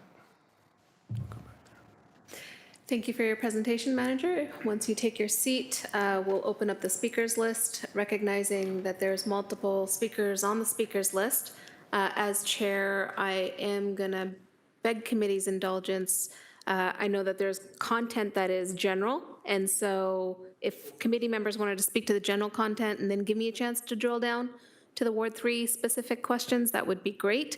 But otherwise, Councillor Jackson, you're indicating me go first? Not that the chair is looking for approval, but I just wanted consensus. Y'all are good with me going first? All right, I'll pass the chair over to our Deputy Mayor, Councillor Cooper. And through you, Councillor Cooper, do have a couple of questions. First off, a big thank you to Acting Director Field and the teams that have been a part of coming up with a solution that impacts Ward 3 specifically. Thank you so much for being open to the direct input of residents who participated in our October community meeting, who live on the roads that are going to be directly impacted by the pilot project. I wasn't able to support the initial proposal, which was going to do a seasonal parking prohibition from December to March, as this winter clearly indicates. that would be a bit of a blunt measure to address the specific issues that residents were raising in terms of equity when it comes to their access to their neighborhood roads. But if I could, just a few questions. First up, will the windrows be removed in the pilot for the narrow roads through you? Through the chair to the councillor, Peter is here with me, so he can correct me when if I'm wrong on operational matters. I think that while the council approved level of service is not to remove windrows, I think that in some instances, just by consequences of operations, that when those streets are being done, that it's possible that the windrows are removed along with the other snow. Really depends on the circumstances of the event that we're dealing with and the type and composition of the snow. Through the chair, Manager Peter Sniolis. Building on what Mike said, I think it really comes down to the storm itself. If we do have that success of storms where there's no physical room left on the roadway, then yes, we'll be into a snow removal situation where we'll physically pick it up and remove it, and most likely windrows will be a part of that. But if it's just a snow clearing operation, it would not constitute the need.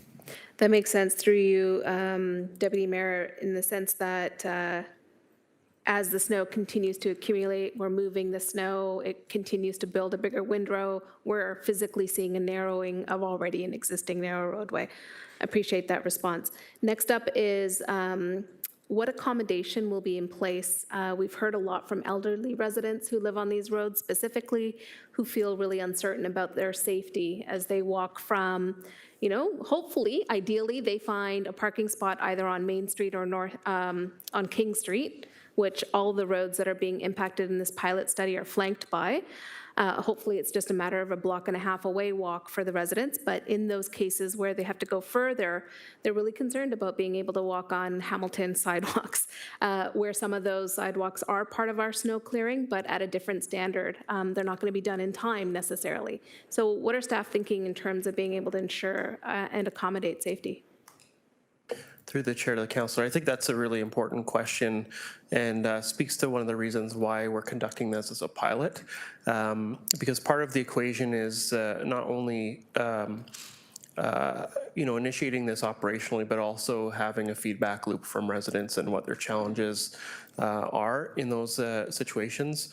I think for me, related to that question, in terms of public safety, on these particular roadways, it is difficult with an emergency situation for an ambulance or a fire truck to make it down the street when it's constrained by snow.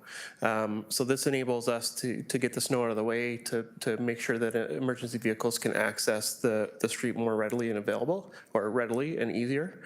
So there's a safety enhancement on that side of things, but at the same time, we're going to be asking some people in some occasions to not park on the roadway and to your point, have to walk some distance from where they park to their street. So I think that that's where receiving some public feedback as far as what their experience is when we do initiate this. What did parking look like? How far did you have to walk? What were the barriers that you experienced? And then that information will feed into the outcomes of the pilot and will help us inform how we may alter our things even within the season that we're operating the pilot, or in the future if we choose to expand on this pilot. So maybe not a great succinct answer of what we're going to do about it specifically, but I think it just speaks to the advantage of conducting a pilot where we're going to learn and adapt to the many challenges that may be presented that we can or cannot think of in the moment of development of the pilot. Thank you. Through you, one follow-up question on that one, and then I'll ask the last question as well in the time that I have left. So I'm hearing that it's really key to have that proactive communication with residents. I mentioned to residents that we're going to be using multiple means of communication with residents, whether that's push notifications via email, text messaging, door knocking, flyers being dropped off to the residents. Could staff please clarify some of those proactive communication pieces, so you're not just going to be waiting for concerns, but you're going to be actively asking questions? And then my final question through you, Chair, is what happens if a vehicle doesn't move? Through the chair to the councillor, communications is really important for this project. both proactively, but also receiving input from residents. And with that, we're going to attempt a whole bunch of different possible methods of communication, whether that's a letter that everyone's going to receive initially before we do anything, informing them of the pilot and how it's going to work, providing them with key contact information. And we're also looking at methods that we can have those residents opt into a service, whether it's email or text messaging, that when we come across the occasion where we need to remove parking from the roadway, that we can proactively reach out to them, give them notice and saying, tomorrow we want to do this. Please remove your cars from the roadway within a certain time frame. The other thing that we really want to do when we communicate is indicate how long we expect operations to take and how long it may be before they can return their cars to the street. So communication is really important, and we want to hit it with a multifaceted approach. We're not just relying on one form of communication, but we rely on a multitude of communications, and we're going to test things out through the pilot. We've even contemplated putting signage up on the roadway as an example. So bottom line is we're going to attempt to do different means of communication, and that will allow us to gauge what worked and what didn't work. The last part of your question was what happens when a car doesn't move? And they may not necessarily move because they don't know to move their car. They may be snowed in that occasion. Ideally, we would like people to move their cars off the street in alignment with this pilot. But if a car were to stay there, or a multitude of cars, we would do our best from an operational perspective to come into the road and do clearing. And it may be that a segment of the roadway is still partially covered by snow because of the parked car. And then I would say in the most heavy-handed part of this equation, and Acting Director Steve Malloy is here too, we may even consider towing a vehicle. I would say that's in the worst case scenario, that we would go in and remove the car. Many other municipalities do that by default. They just go right to the towing to get cars off the roadway. But in this case, we're going to try to make sure that we communicate, tell residents why and when they need to remove their cars, hope that they do that. And if they don't, then we'll try to work around them best we can. And if not, then we can tow them. Thank you. Through you, Deputy Mayor, just a final question. Would that proactive communication and almost registration of the residents that live on those roads would staff consider taking their vehicle license plate number? So i.e. you live at X number Barnsdale Avenue, how many cars do you have? I've got 2. One fits on my driveway, one's on the road most of the time. Is that something that staff would consider? Yeah, we'll take that under advisement. I think that that's a good idea. Whether or not we're permitted to collect that type of information is a different thing, but I think that that's a good idea. I think more information that residents can offer to us when we do reach out to them, the better off we all are. So if they have specific needs or something like that they would feel it's important for us to know about, then most definitely we would really appreciate hearing that kind of feedback from the residents. Thank you. This is an awkward scenario, right, Councillor Cooper, because you can't actually turn your microphone on. Learning moment. I should have turned on your microphone prior to speaking. All right. Okay. Well, I'm just taking back the chair at this point anyway. Thank you. Next up, we have Councillor Jackson. Thank you, Chair Nan, and I'm glad that this review of winter control levels of service is before us. So yes, I have just 4 general questions. Thanks to Manager Sanulis for his presentation, and I just want to give a shout out to what I feel is the finest Road South District 4 up on the mountain, the great level of service they provide in winter operations led by Superintendent John Searles. My 4 questions are through you to either Manager Sanulis or Acting Director Field or Acting Director Malloy. The multi-use pathways, there are some on the parks and there are some on the roadway side. Can the manager just clarify for me, because I get questions from time to time.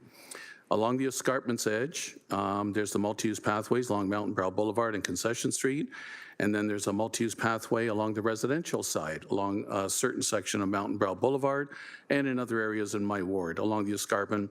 Just help me with the delineation of who has responsibility for what. Through you, Chair Nan, that's my first question. Through the chair. So MUPs they follow the same service level as the sidewalks. So we're clearing them down to, with the goal of bare pavement 24 hours after a winter event. Specific to Mountain Brow, we do handle I believe it's the south side MUP, and I believe Parks handles the north side MUP there. But typically, any road-to-road connections is handled by transportation, and any that go through a park would be handled by Parks. Okay, so thank you, Manager Sinulis. Manager, if you got a gentleman's voice, if you could just turn up your volume, just 1 or 2 levels, please, I'd be deeply grateful, at least for my eardrums, please. Thank you. Second question, so I want to drill down a bit, Acting Director Field, on the no parking snow road signs and enforcement. In the past year or two, I had discussions with Director Hollingworth. I had discussions with former Director Rael. I had discussions with General Manager Kennedy. And now I'm having this question to you and to Manager Sinulis, because there is some frustration on a number of streets in my ward every winter that have no parking snow route signs, as visible as can be. Most of the residents residing on that street are very responsible and do not park there during winter snowfalls. And yet there are a few that just decide, you know what, city's never really done anything anyway, so I'm going to park there. Snowplow can kind of work around me and clear off the snow on most of the street. So I'd like to drill down a little more, Acting Director Field, because you kind of gave me a bit of hope when you said, ultimately towing. But I'd like to know, when a complaint comes in, exactly what does transportation operations and winter operations do with those streets, snow route signs, no parking, and a complaint comes in? Can you walk me through you, Chair Nan, please? So through the chair, Acting Director of Transportation Planning and Parking, Steve Malloy.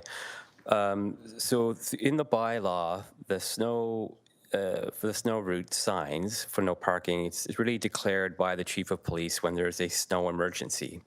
And that's where the applicability of the no parking along the snow route would take place. Sometimes the snow route, there's no parking at any time.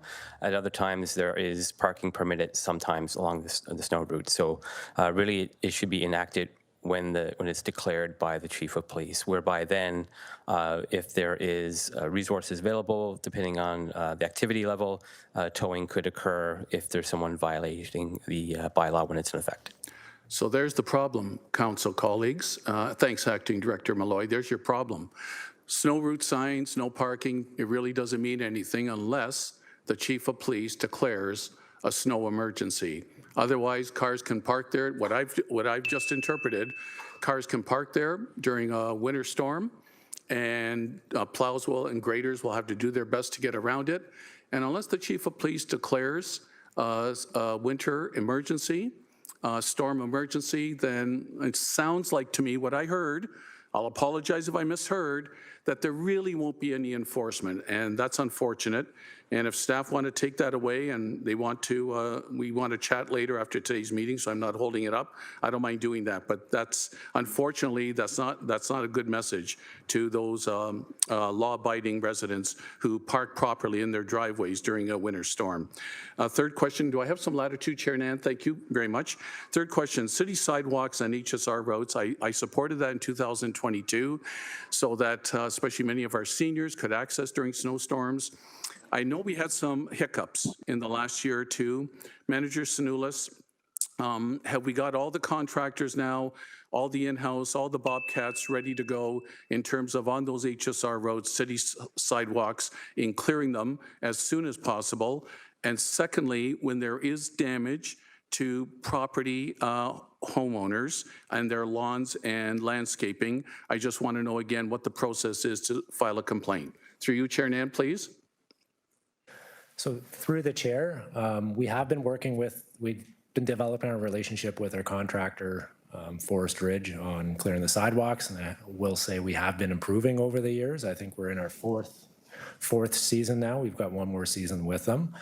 In regards to sod damage, I believe that's, as unfortunate as it is a natural occurrence which will happen earlier in the season or later in the season when temperatures are warm. The plow blade will catch that piece of sod and rip it out. If residents do have any damage that occurs by the plow, they're by all means send it to the city. We track that, we create a list, we send it to our contractor, they go fix it at their cost, and that's typically done early spring. It's fixed at, it's covered by the city cost, correct? Like the contractor's cost. Manager Sanulis, is that what you said? Correct. Through the chair, the contractor covers the cost. Perfect. Last quick question, Chair Nan, thank you very much. Acting Director Field, I know this is just a hope and a prayer. Back to windrows. Honestly, all my years here, the constant complaint I get is, Councillor Jackson, I cleared my driveway approach and city sidewalk, and that ruddy plow came back and pushed it heavier, higher, harder, snow and ice, back on my sidewalk and my driveway approach. Is there not any form of consideration, thoughtfulness to the in-house and especially to the contractors? I get mostly complaints about the contractors to not doing that. I get it, they want to open up the city, but just be a little more thoughtful and considerate. A comment, Acting Director Field, and that's my last question, Chair Nan. Thank you. Through the chair to the councillor, I too experience windrows, the pain, back pain related to clearing windrows. It really depends on the snow event and what operations required. We do our best in the contractors too to minimize the windrows, but they're unavoidable consequence of doing plowing. I think that my advice, and I do this for myself when I'm doing my own driveway, so I know the plow is going to come along, depending on the storm, I know that they're going to come along multiple times.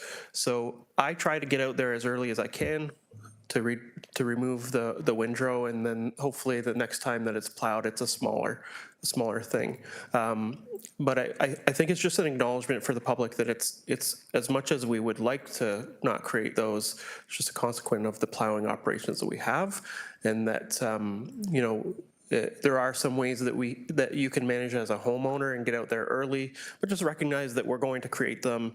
I think one of the things that I see a lot is while we're actively doing our operations, someone goes out there and they shovel their sidewalk, and then we come by with the plow and we plow up onto the sidewalk. My thought is, you know, we have to come and plow the street. We try not to plow things back onto the sidewalk. Maybe wait a little bit before you do your sidewalk, knowing that the plow is going to come down the street, possibly push some snow up onto the sidewalk that you just cleared. But yeah, we do endeavor to do our best, but there's so many different scenarios where we can't avoid it. The one thing that I will say, and Councillor, we've dealt with this in past years. If for whatever reason a snowplow comes along and there's a massive windrow, or we dragged a boulder of snow by accident or whatever, just contact the city through the call center, and we're happy to go out there and look at it and help remove those scenarios where there's absolutely massive windrows that we've created, not on purpose, but just, you know, a consequence of what we're doing. Acting Director Field, such a sensitive and wonderful and thoughtful and considerate response. Thank you, Chair Nan, for your indulgence. Thank you, Councillor Jackson. Next up, we have Councillor Huang. Thank you. I am highly interested in this pilot project, mostly because we don't have like such narrow streets as like St. Clair or anything like that in Ward 4. However, we do have narrower streets than many of parts of Hamilton. So I think I need to have a little more clarity on the sequence of events. So because when I look at our levels of service, residential streets are number 3 on the list. And it's actually number 5 if you think about the 2A and 2Bs and all of that stuff, right? So how does this work? We know that there's a major snow event that is coming because, in fact, actually my Director Field has been really good with sending us little notes. That's like, hey, there's going to be a big snow event. We are proactively going out to SALT to ensure that things are being managed. So would residents on Proctor and Barnsdale and all of that stuff get a notification at that time to move their cars? Because ultimately, the level 3 roads, the residential roads, will have up to 24 hours to actually be taken care of. So Manager, help me understand the sequence of events, because I'd like to understand how best to watch how this might unroll. Through the chair. So I'll do my best to describe how we think this will work. After the handout, the residents will be notified of what we think the process will look like. We might be able to email them or text blast them. So when we foresee maybe a large snow event coming, maybe the 60 centimeters over a couple days, we'll know that that street is about to be congested. Or it could be a situation where we think it might be. Our operators and supervisors are going to be out there looking at these streets, maybe the supervisor prior to the storm or an operator when he gets to that road to clear it. They'll see that they physically can't get there. And that's when that notification will come in to our team, and we'll work with our friends in parking, notify them that we're about to utilize this actual process. And we're going to start notifying the residents, and it could be multiple ways. So we're going to post on social media. We could be putting barrel cones out there to notify them. It could be an email blast. We're going to figure this out through the pilots. We're going to try to give them as much notice as possible. We're hoping it's going to be 12 to 24 hours in advance, just to give everybody as much opportunity to get off the road. We understand people are sleeping or shift workers. Not everybody works Monday to Friday, 7 to 3. So we're going to do the best we can to accommodate everybody on those streets and provide a clear window of what we're going to be doing for that storm. So snow clearing could just be running up and down the street. We could be in and out of these streets in an hour, versus snow removal could take 6 hours per street. So once we know more specifics, we'll try to be as detailed as we can to these residents, give them a tight window on when we're going to be there, and give them as much notice as possible. And then following this whole process, as Director Field mentioned, is try to really gather everybody's feedback throughout this process, because it's not only a learning process for us, but the residents as well, and just see what we can do to take the points that we've learned and move forward with it for the future. Okay. Follow up then through you, Chair, is so there is a significant snow event we know is coming. Ultimately, all of the big arterials and the collectors get done first.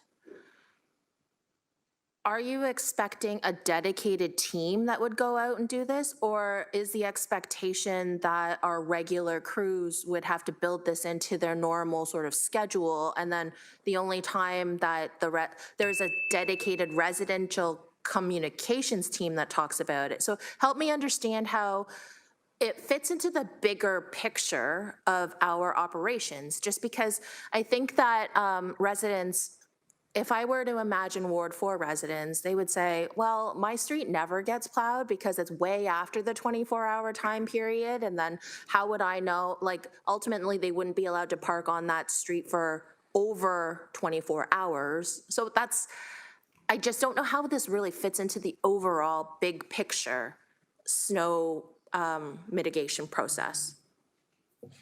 Through the chair, maybe just some context of the types of streets that we're targeting here. The streets in Councillor Nan's ward, when there's garbage pickup, they're not allowed to park on their street. These streets are so narrow that a standard piece of equipment can't fit down there. So there's other streets in the city which a resident may look at it and say, my street's really narrow. But in the grand scheme of things, it may be wide enough that standard equipment can fit down. This is really dealing with the narrowest of the narrowest streets, where in that instance where these residents are used to not being allowed to park their vehicles on the street when waste is being collected. So just for some context as far as what we're defining as narrow streets, there's some information reported as well that speaks to how much minimum space we need based on our vehicles to provide some context and some help for councillors and the public too. If they ask a question, is my street a narrow street? There's some information within the report that they can kind of help answer that question. But for the rest of the question, I'm going to go to Pete here. So through the chair, just to build on what Acting Director Field mentioned, so I understand what you're saying. This will be done through the same team that does the routine maintenance of the rest of the city. What we're going to try to do is have a supervisor look at these early. So although it is the same team doing the priority 1s and 2 roadways, we'll have an understanding that we need to do this early on.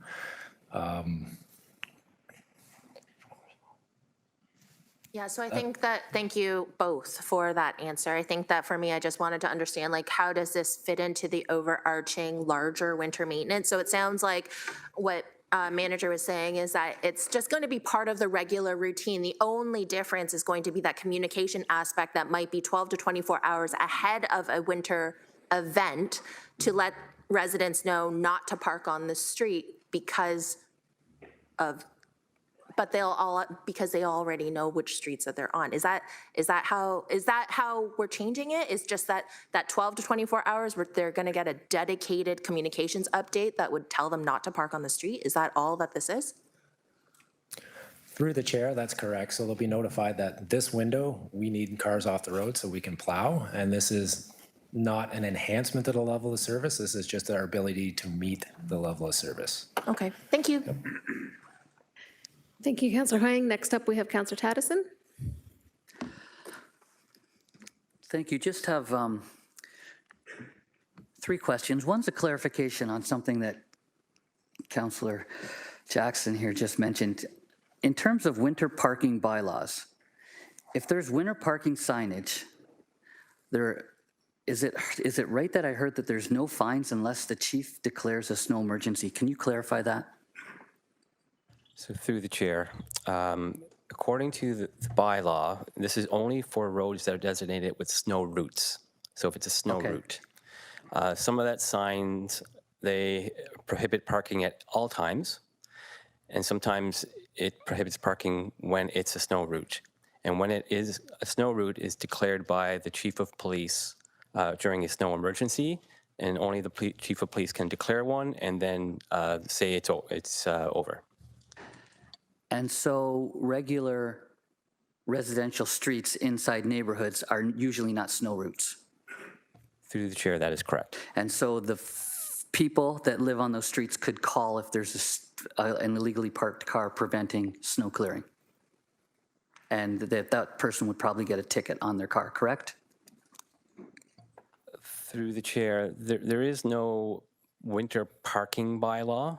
If they are illegally parked, they would be applicable to any of the parking bylaws that are in effect. Right, so the signage that's up there, it's not really for winter parking. The signage that's there, say November to April, that applies and the bylaws apply, correct? Through the chair, that is correct. So people will get fines. Through the chair, they would. Thank you very much for that clarification.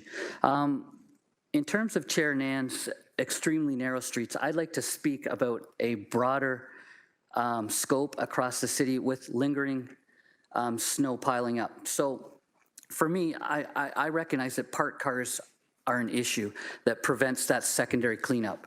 So in terms of keeping the roads cleared for those, continuing, I guess, after the fact when we go in and clear snow, but there's cars parked there, is there any signage in the city that has kind of like a odd day for parking on this side, even days for parking on that side? Kind of a calendar kind of situation so that people are still allowed to park on the street and the snow gets cleared up. I've had some people reach out to me. They've done their own jurisdictional studies and have said that this is something that's effectively used in Fort Francis, it's used in Thunder Bay, and has that been considered here? So through the chair, that has been in place here. It is not related to snow specifically, but there are different streets where seasonally there are parking restrictions for one side of the street and then it flips to the other side of the street during different months. Okay, thanks. So that's something that does happen here. So I appreciate that. My last question involves, is there a protocol for plowing pregnant curves? A pregnant curve is a node that's extended and it looks like it basically, that's what they're called, pregnant curves. I think everybody that's in traffic understands what they are. So through the chair, I understand what you're saying. Sorry, maybe we could get the technical term for the bump out sidewalks so that we could all use the language consistently. So through the chair, I believe some of our staff refer to that. That's a term that was used to be used, but we call them just wide corners. The process we do have for clearing that is like any other roadway, where we do make that initial pass one direction and the second direction. And then once we get into cleanup mode, that's when we'll go through and plow the full width of that road. So that's why often it could be a portion of 10 feet, 15 feet that seems to be uncleared, but that's a part of our cleanup process. What's a reasonable expectation for the people who are living on a widened curve? How long should they have to wait before they do not have to drive over sometimes as much as 30 feet of snow? So through the chair, that would be part of our levels of service, which would be 24 hours after the end of a winter event. So what's the protocol for people that are experiencing this sometimes 4 and 5 days later? Through the chair, if this is a continued issue, we always recommend that residents do call 546 City. We do track these, and if they become a perpetual issue, we do investigate them in further detail. Thank you for that answer. No more questions. Thank you, Councillor Tatis. And next up, we have Councillor Cooper. I understand we might get a notice of motion for dad bod curbs. Sorry. Councillor Cooper, please.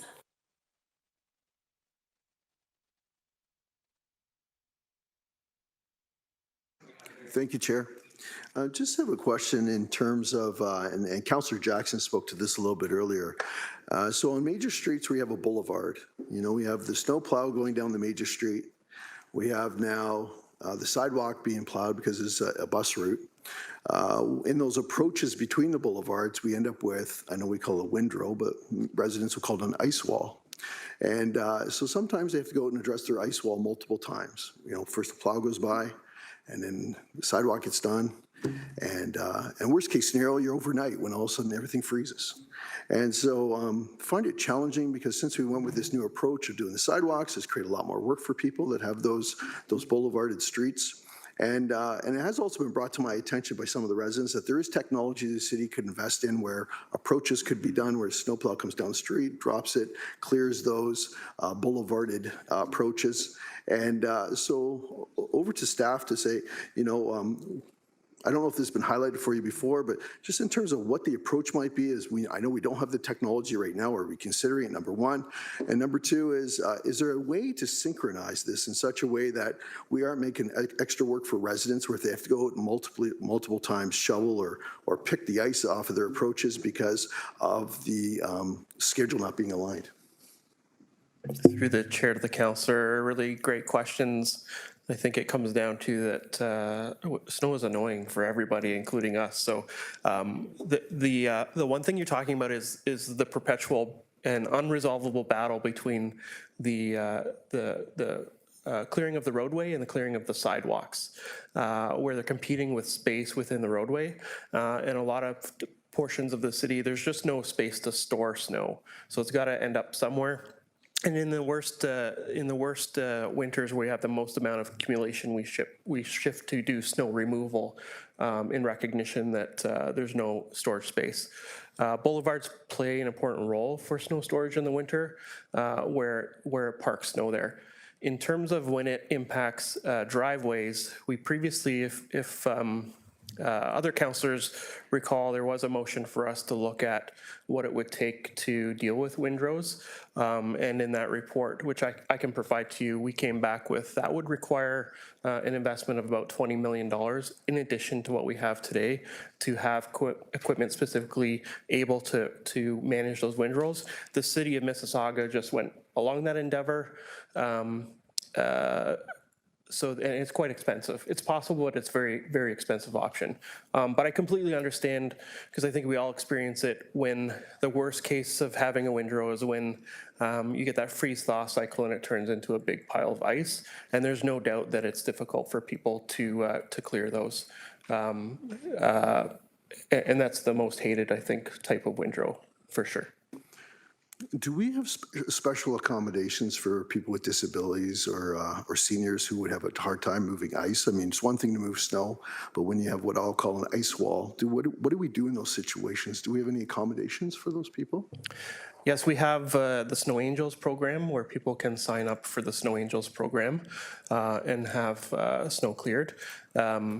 I think within the report, we speak to the Snow Angels program, where we really encourage residents who are who do fit kind of the profile of having that service, that we still have capacity within our system to take on more people. So we really want people to apply to that program because it provides like the snow clearing in those instances.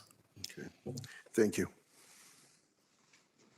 Thank you, Councillor Cooper. Next up, we have Councillor Pauls. Just heard about the Snow Angel. I thought we had a program where we paid, people would apply and we would give $450. Is that called Snow Angels? Because people don't apply for that. Through the chair, you're correct. We still call it Snow Angels sometimes, but it was now called the Snow Clearing Okay. Subsidy. It's snow clearing subsidy because, yeah, I remember that. But anyways, thank you. First of all, the recommendation about the parking restriction pilot, I think it's great because I think also in Ward 7 we have narrow roads. My question is, I see that all the benefits that you listed, improves operational, reduces operating costs. Is there any unforeseen problems that you could see? I know one I could say is maybe people about the parking, but is there anything else that you foresee that would cost us money? Through the chair, if there's anything that would cost us money, Like communication, you need Yeah, other, I think that's- resources? yeah, it's part of the assessment that we're going to undertake. If we were to scale this for citywide, I think that there would be a resourcing need, especially for the communications component of it.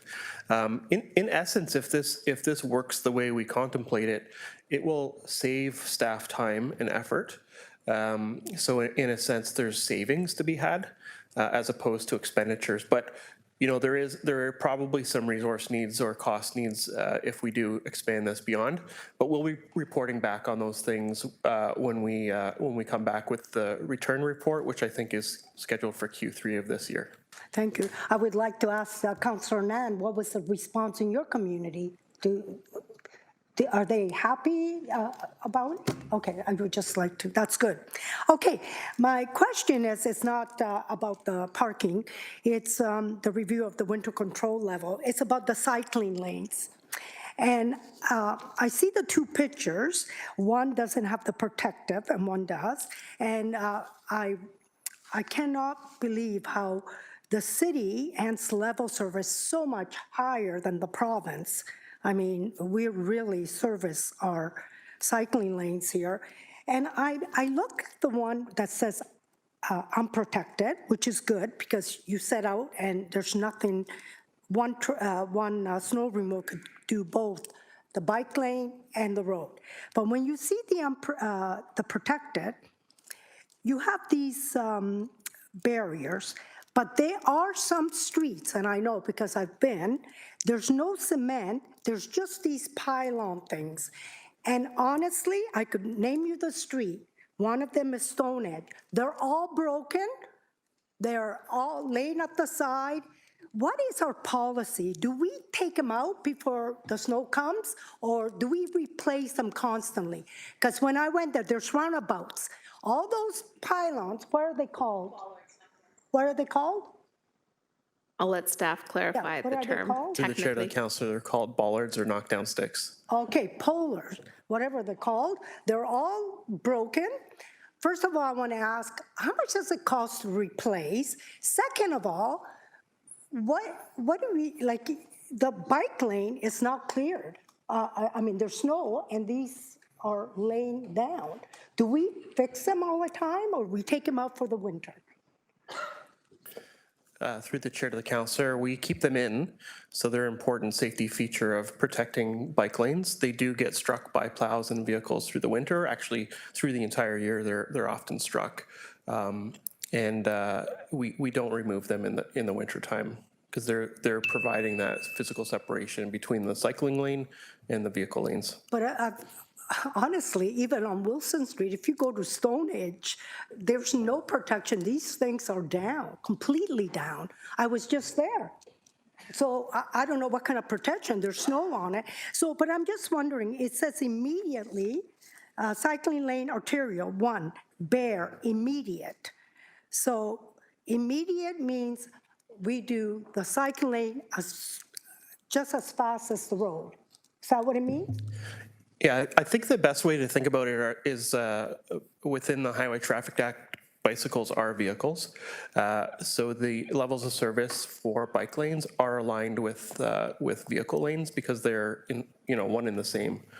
The other thing too is that the province is in the process of updating the MMS standards for bicycle lanes, which will make it more stringent of standards for municipalities in Ontario to follow, bringing them closer in line with the level of service that we're providing. Last thing from a Vision Zero perspective, clearing those bike lanes is really important because I think experiencing snow and ice on a bike is completely different experience than with a car. So we want to make sure that we're obviously clearing those things with that in mind as well. Councillor Pauls, do you have a final question? Yeah, the final question, I would like to know how much it costs us to replace those oils, whatever the cost. I would love to know because I see hundreds of them when I go. They're all on the ground broken.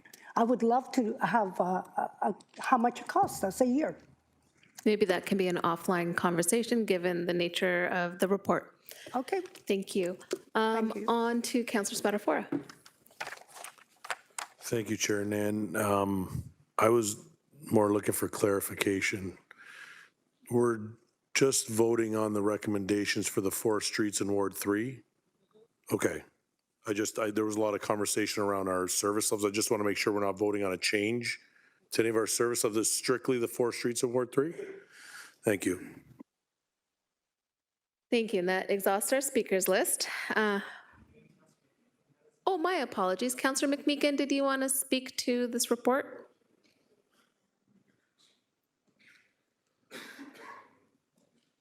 Councillor McMeekin, were you trying to indicate to speak to this report or ask questions? No, but let me just add a quick word. I appreciate the reference to the alternate combination equipment to handle windrows at $20 million. There's some municipalities that have the little side plows that pop down when it's apparent that a windrow is going to be a problem. And that it was surfaced a year and a half ago, and our initial report substantiated the immense cost there. So I think it's something we need to continue to look at. The snow doesn't bother me. I know it scares a lot of the councillors and certainly Mike and his team. It's those darn windrows that are really the problem, as Councillor Jackson pointed out. So anything we can do, be it snow angels or special phone arrangements to help low-income and vulnerable people deal with the health-related often issues with older people who, if they can't get out of the driveway, are going to have significant problems, would be deeply appreciated by me and those I'm privileged to represent. Those would be my comments, Madam Chair. Thank you, Councillor McMeekin. Okay, so no further speakers on the speakers list. I do need a mover and seconder actually on this item. If I could, Councillor Spatafora, seconded by Councillor Huang, and it's before committee for a vote.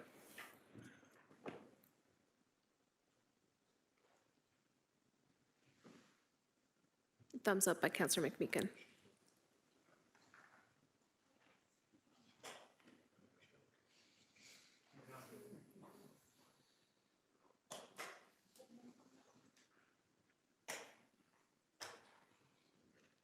And that carries. Thank you. On to 9.5, PW 25031A, Red Hill Valley Parkway, super elevation design from Green Hill Avenue to King Street.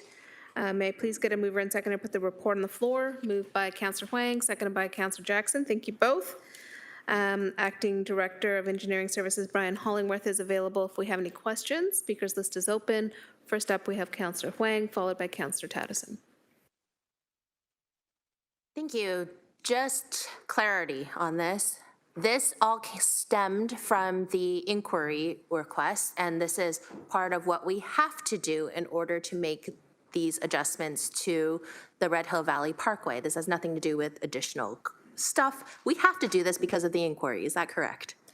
Yeah, Brian Hollingworth, Acting Director of Engineering Services, through the chair to Councillor Wang. You're 100% correct. The purpose of this report is fairly simple. It's to seek committee and council's approval to negotiate a sole source contract with AECOM to continue the work. That work includes preparation of the detailed design for the adjustment of the super elevation, the tender, and contract administration. We see a lot of benefits in the continuity of that design consultant. There's no implications for the budget because the work was previously approved and budgeted for. And yes, it stems from the report that was presented in May, which looked at the super elevation and identified the needs for adjustments. So we're looking forward to support in keeping this moving. Excellent. Chair, that's all I wanted. I just wanted that level of clarity. Thank you. Appreciate it. Thank you, Councillor Wang. Next up, we have Councillor Taddison. If I may ask, what's the future intent of the speed limits on Red Hill with these improvements that we're looking at with the super elevation? Through the chair to the councillor, no changes to the speed limits. They would stay at 80 kilometers an hour. Okay, so if they're going to stay at 80 kilometers an hour, we've changed the pavement, we've changed the, so we've changed the pavement and we've lowered the speed. Isn't that enough to meet the requirements for the safety levels?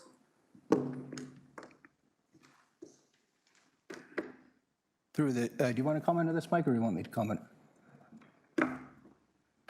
Through the chair, that's really not the purpose of this report, I should say.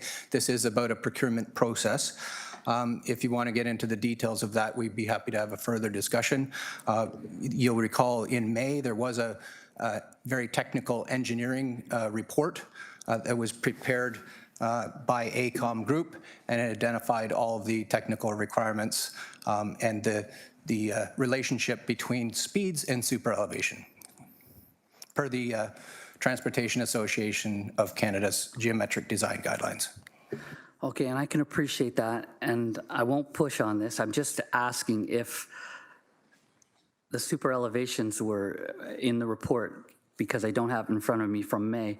Was that based on the 90 kilometers in order to make the 90 kilometer speed limit safe?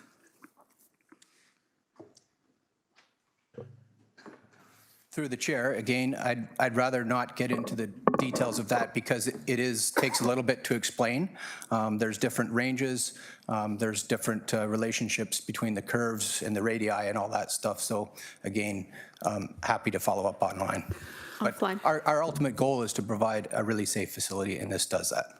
And I do appreciate that. And my ultimate goal is also to do that in a cost-effective way. And if we've already solved the problem, I just wanted to know why we're doing more if we don't need to do more. However, another question.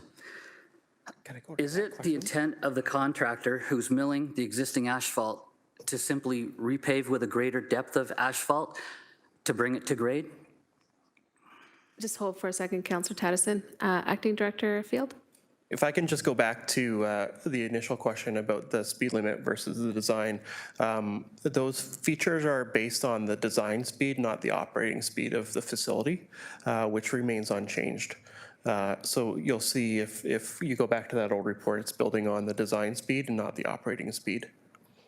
Okay, thanks for that. I'll review that. I didn't review that in terms of these questions. I'm just trying to follow up based on, based on the changes. recommendations on this report? Based on the recommendations on this report and questioning what was done in the past. Again, the second question now, is it the intent of the contractor to mill the existing asphalt and then simply repave with a greater depth of asphalt to bring it to the proper super elevation grade? Through the chair, yes, that's exactly what is being proposed.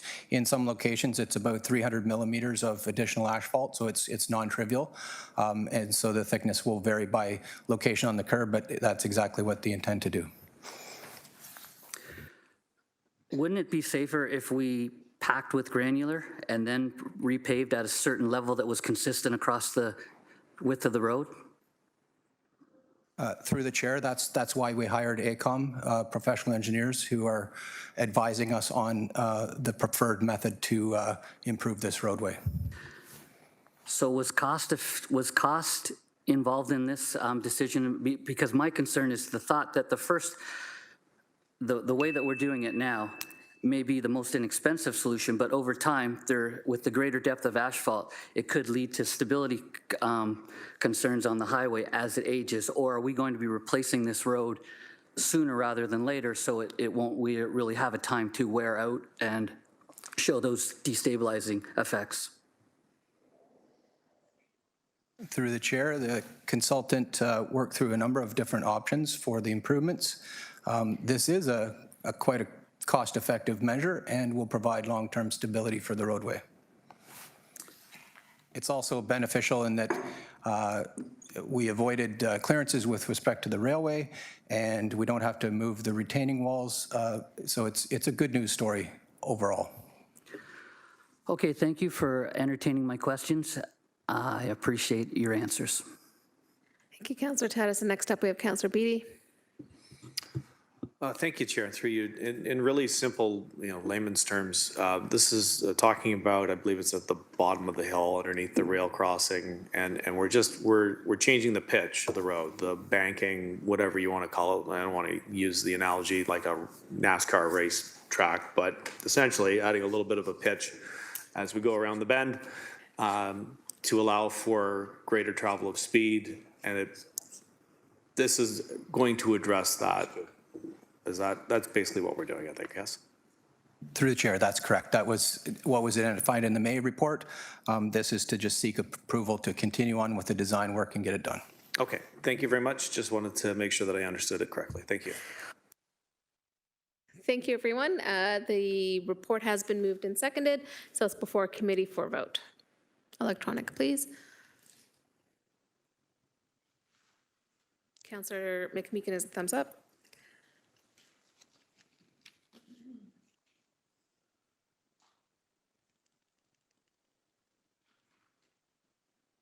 That carries on to 9.6, PW 25078, Fleet Management Improvement, Utilization, and Optimization Reviews. Please get a mover and seconder to put this report on the floor. Moved by Councillor Spadafora, seconded by Councillor Cassar. Thank you both. Any discussion on this report? Oh, my apologies. First up, Councillor Spadafora, followed by Councillor Wilson. Thank you, Chair. And I just have a couple quick questions. I'll keep it short. First off, I just wanted to thank staff for the work that was put into this report. I know it took longer than expected, but I think in the future, if we can move in direction that I think staff is looking to, we can get to a point where I think this information is easier to get to, quick updates that could happen throughout the year. So I'm supportive and thankful of staff for the work they've done here. For me, I just have some questions around some of the consulting information that was provided. I see a lot of EV candidate sort of vehicles and equipment that's been pushed forward. And one of the two concerns around EVs for me, one, you'll see in the report around some of the machinery that when you buy EV sort of equipment at the very inception of their creation, they cause some concerns, issues, repairs, and they're very costly to purchase and to repair. And then the second thing is our capacity overall from a city perspective, infrastructure perspective on just EVs in general. So when we talk about, purchasing more EV equipment, I guess my first question would be, have we maxed out our capacity from a city perspective in all of our yards and areas to be able to bring on more EV machinery, vehicles, et cetera? Through you, Chair. Thank you for the question, Councillor. Through the chair, Michael Wright, Director of Corporate Asset Management. We have with us today Tom Kajianis, Manager of Fleet Services. I'm going to pass it over to him, please. Tom Kajianis, Manager of Fleet Services. Thank you for the question, Councillor. So yes, you are correct. At this point, we are maxed out on our ability to add any additional vehicles to our complement, with a minor variance, I would say, and we're going to treat it on a case-by-case basis on where vehicles can be charged and see if we have the capacity in those existing stations where we may be able to add a few vehicles to the complement. So you are correct, that's our capability at this point. Thank you for that. Just to follow up, so currently, I don't know what the policy is for staff. If we're adding vehicles tomorrow, next week, a month from now, do we have a policy that states we must buy an electric vehicle? Can we do hybrid? I mean, if we have a few spots that we think we might be able to shift a charger in here, shift the charger in there, I'm not overly excited about jamming in more when we're already at capacity or finding little minor areas. So what's the policy in 2 months from now? I get replacing, if we're taking on an electric vehicle out of our fleet for whatever reasons, it's at its end of life and we're gonna replace it, that makes sense because we're moving one for one. But in 3 months from now, if we need to purchase a vehicle for the building division or 10 vehicles for the building division, are we purchasing electric vehicles? Is that the policy of the city or do we have a policy? Through you, Chair. Through the chair, there is no mandatory requirement for us to purchase electric vehicles. On our first approved Green Fleet strategy, there was approved direction from council to buy a certain amount of electric vehicles, and we've completed that. So going forward, there's no decision that's made up front to buy an electric vehicle. We do consult with the operating department and review their operational needs and requirements, and based on where those vehicles get parked, and if we have capacity within the existing EV charging infrastructure, we will execute that if possible. But we do look at those alternatives as well, hybrids, if that's an option as well. Okay, that's good to know. And then my last question is around, I seen in there, popped out to me, obviously, as everybody knows, my involvement in hockey. So when I looked at the consultants report, we have a bunch of ice resurfacers that are CNG. We had 2 that we purchased that were electric. Those both are somewhat new, but are up for replacement because of the issues we've had with them. And I know that it says in there that the new electric ice resurfacers are improved. Is the goal to replace all our ice resurfacers that are at end of life with electric or CNG? So through the chair, we currently have an approved procurement of 9 ice resurfacers that will be fully electric. And you are correct, the first generation of the ice resurfacers were not great. As we've seen with other types of equipment, first generation, not always the best in quality. But I will say that we have done some research on the ones that we are currently purchasing through other municipalities and other private arena corporations that use the same vehicle with great success so far. Thank you, Chair. For me, again, thank you. I was able to meet with Mike and Tom, so I appreciate the time they took. I appreciate the work that this takes, and hopefully in the future, fleet will just be easier to manage from an information standpoint. I think you guys do a great job, but for us just to have it more front and center with that data available quickly, looking forward to that. Thank you. Thank you, Councillor Spatafora. Next up, we have Councillor Maureen Wilson. Thank you. If I may, I just need some clarity on setting the table on this report. Could someone just give me a little bit more information to help me understand the Fleet Management Improvement Action Plan and then subsequently the 2025 Utilization Optimization Review? What was the instigation of each? What is the relationship of each, and where are we on the movement of the recommendations? That's my first question. Thank you, through the chair.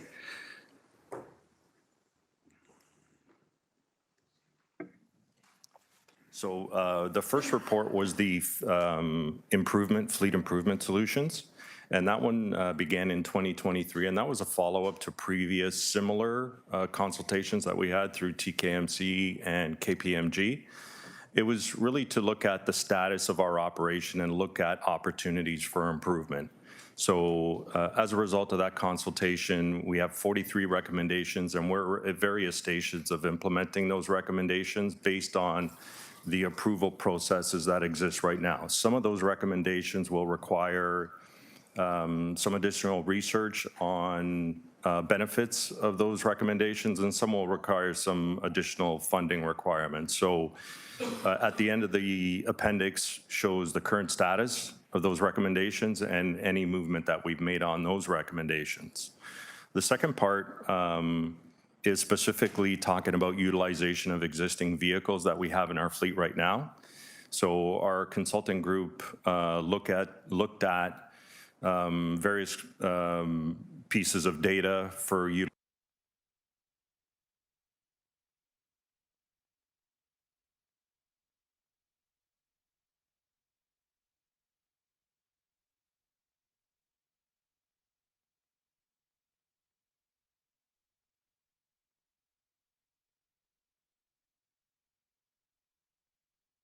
that type of thing.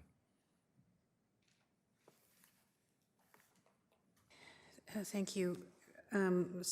So I apologize. I'm not as versed in going through the information on the status of the recommendations, but for example, I think the first report noted that our fleet steering committee had been removed and recommended that it be re-engaged.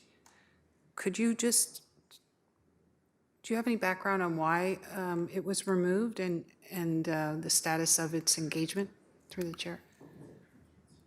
Yes, through the chair. I was part of Fleet when this first was instituted and when it was when we decided not to carry on with it. So the main interest of that group seemed to be from the procurement vehicle replacement perspective. So what we ended up doing is we ended up focusing on that part of the consultation, and we engaged separately with every operating group at least once a year on those specific topics that they seem to be interested on. So the operating groups themselves seem to be focused on the replacement cycles, the types of vehicles that we're getting, how quickly they would get those vehicles. So rather than, I would say, occupy the time of all the participants in that group, we narrowed the focus and concentrated on the procurement end of it.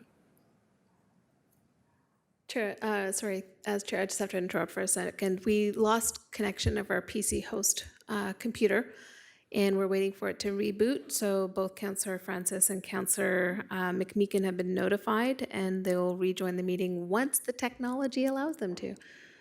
Back to you, Councillor Wilson. Were there any other questions on your part?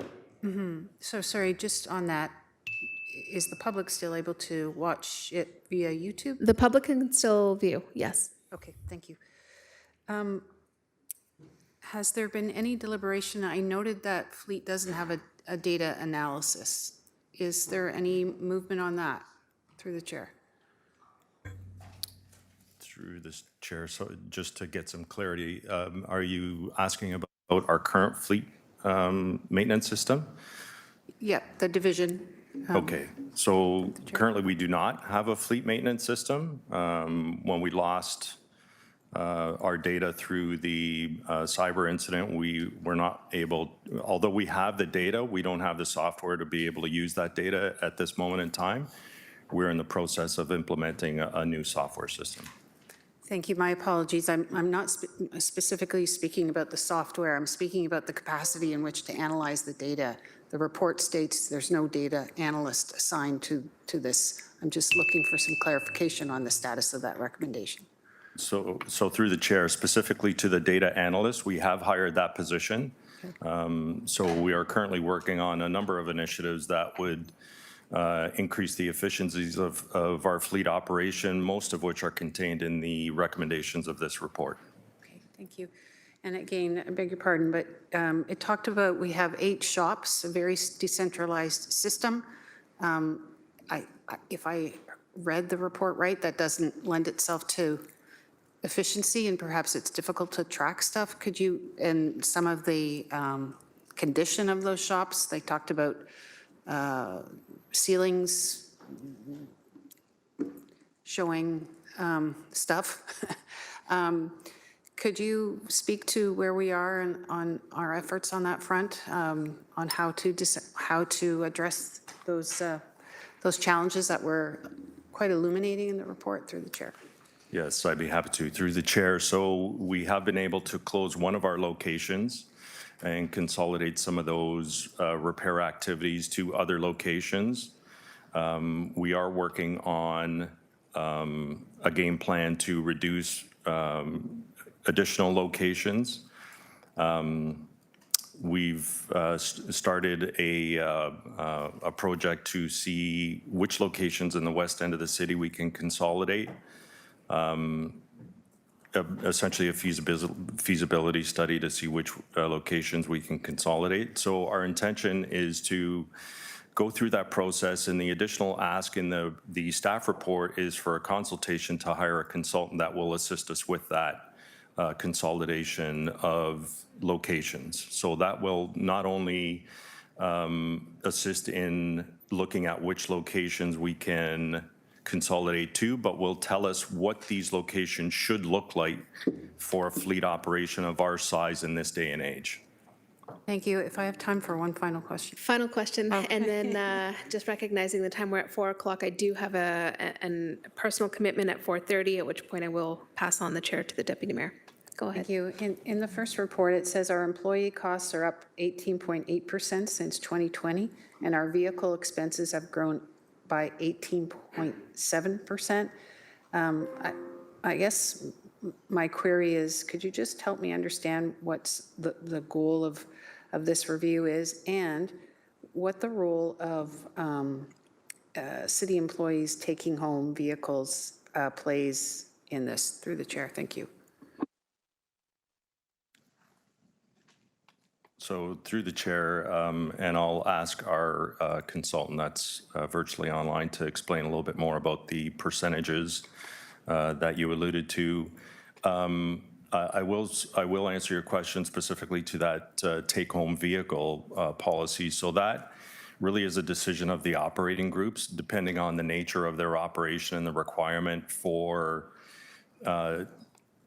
to provide that service in a more efficient way. So if an operating department deems that a take-home vehicle will allow them to respond to their required work, whatever that may be, more efficiently by taking that vehicle home, then that really is their decision. From a fleet perspective, we track that as a reporting mechanism and report those incidences to our finance section. So just checking if the consultant is online to respond to the previous portion of the question. Don't see anyone? Might have gotten booted out, in which case there is an opportunity between now and council for staff to be able to get, or committee members to get those responses from the consultant. I encourage you to do so. Councillor Taddison, then Councillor Beattie. Just wanted to thank GM Kennedy and Mike Wright, Director of Corporate Asset Management. I sent a number of questions basically involving things like why do we currently send out 39% of the work when best practices say we should be sending out only 15%? I received an in-depth response, totally satisfied. Another question asked was, if the report says we have 6.5 techs based on our VEU, and it appears that we're going to be hiring 3 more, even though we have too many. That question was answered adequately as well. I did have another question about the ice surfaces. Resurfacers, I call them Zambonis, was corrected. And the last question that I had related to something that Councillor Wilson asked about the 4 remaining maintenance sites and whether they'd be would be spread throughout the city, reflecting north, south, east, and west wards. And I'll just ask for a simple answer on that last part. Thank you. Through the chair. So that is our intention, is to reduce, that seems to be the target for the size of fleet that we have currently.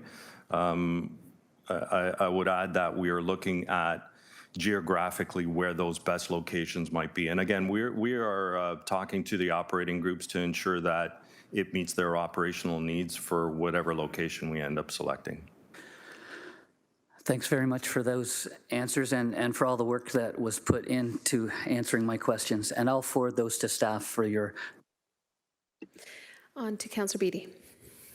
Thank you, Chair, and through you, and thanks to Mike and Tom for the presentation, and also had the opportunity to ask some questions earlier, and apologies that you get to see the back of my head. I'm going to be apologizing all year, I think.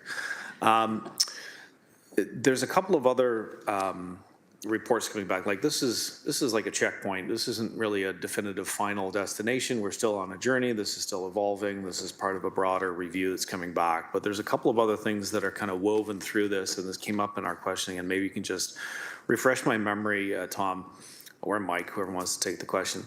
We still have a review back on the Green Fleet strategy. That needs to be still renewed. It's at the end of its life cycle. So there's a conversation there. I believe that still has to come back that will kind of put a thread through this as it pertains to the fleet.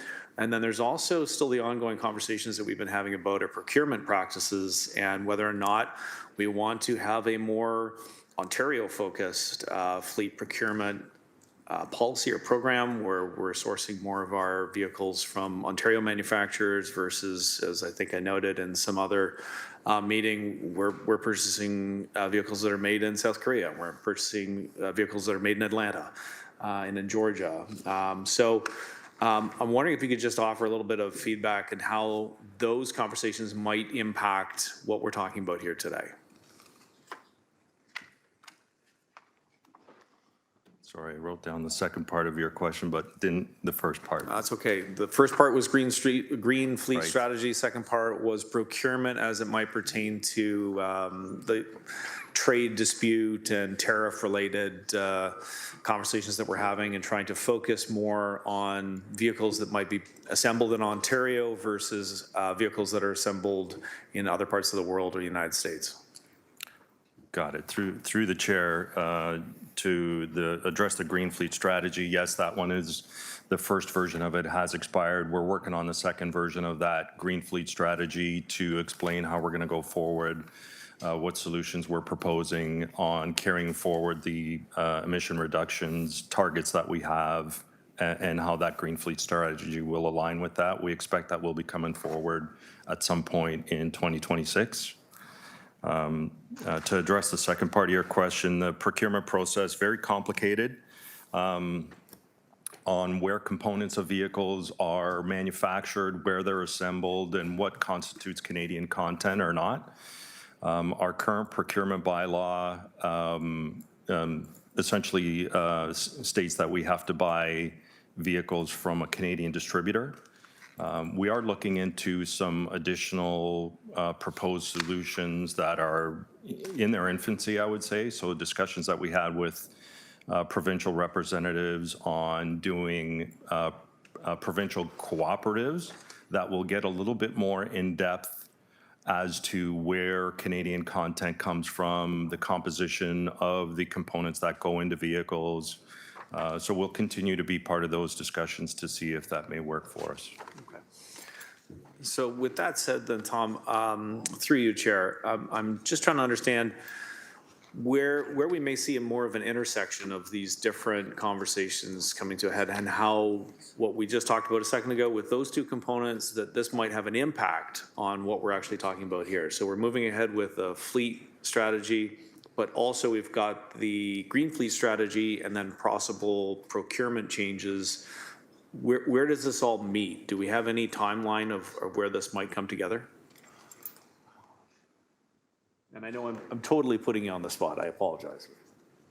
Yeah. Through the chair, I probably won't have a good answer for you, but I could tell you we are having some regular discussions with those groups just we have the same question. So where are we going to end up with this, and where's the best strategy, and where is it going to intersect, as you say, so we can trigger some of those actions that will address those important items like Canadian content and sourcing from Canadian sources. Okay.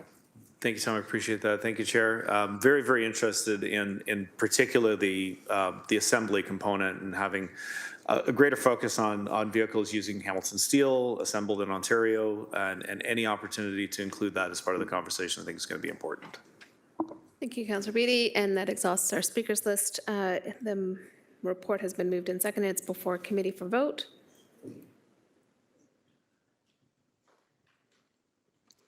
Councillor McMeekin is thumbs up.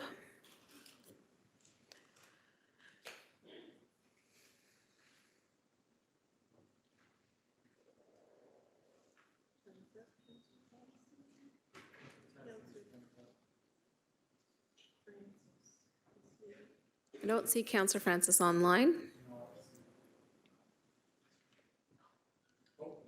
Oh, he's there with the thumbs up. Squeaked in. Recorded 14-0, thank you. On to our OBL, may I get a mover and seconder? This amendment takes place because both of the items have been dealt with today. Councillor Crutch, Councillor Cooper, electronic vote.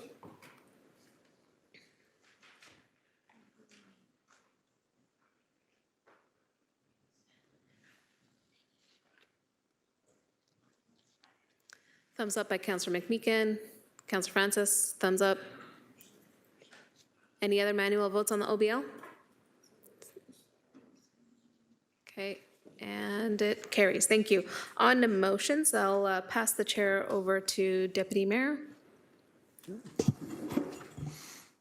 Okay. Motion 10.1. Councillor Nan, could you please introduce your motion, and do you have a seconder? Certainly, it's moved by myself and seconded by Councillor Crutch. Replacement of a junior play structure at Gage Park on the north side in Ward 3. This is the area of the park that is most adjacent to the Hamilton Children's Museum, which had its grand reopening this weekend to much fanfare. And children, I understand, enjoyed it the next Sunday, and it will be open again from Tuesday onwards. Tuesday to Sunday is our regular operating hours for the Children's Museum. So many, many more children to be able to enjoy that renovated, expanded space with child-focused learning opportunities and play opportunities. And so, to complement that, we would like to get rid of the old playground that's beside it and give the children who will be participating in the Hamilton Children's Museum activities, programs, an opportunity to continue the engagement that we have had of children in designing capital infrastructure in this city through both of these opportunities. The changes that we saw at the museum were guided by children. It has been incredible to witness the process. I know that there's some members of our community who complained that it wasn't state-of-the-art enough, but this is what happens when we center the child's voice. And when we center the child's voice in that museum, we have something that is quite whimsical and beautiful for future children to enjoy. And the goal would be to maximize that opportunity on the outside space adjacent to the park as well. So through you, Chair, I am moving to have a replacement of the existing junior play structure at Gage Park be funded by the Ward 3 Special Capital Reinvestment Reserve, account 108053 at an upset limit, including contingencies not to exceed $250,000 to be approved, and that be the General Manager of Public Works and the standard language therein be applied. Thank you, Councillor Nan. Is there any discussion on the motion? No, seeing none. This will require electronic vote.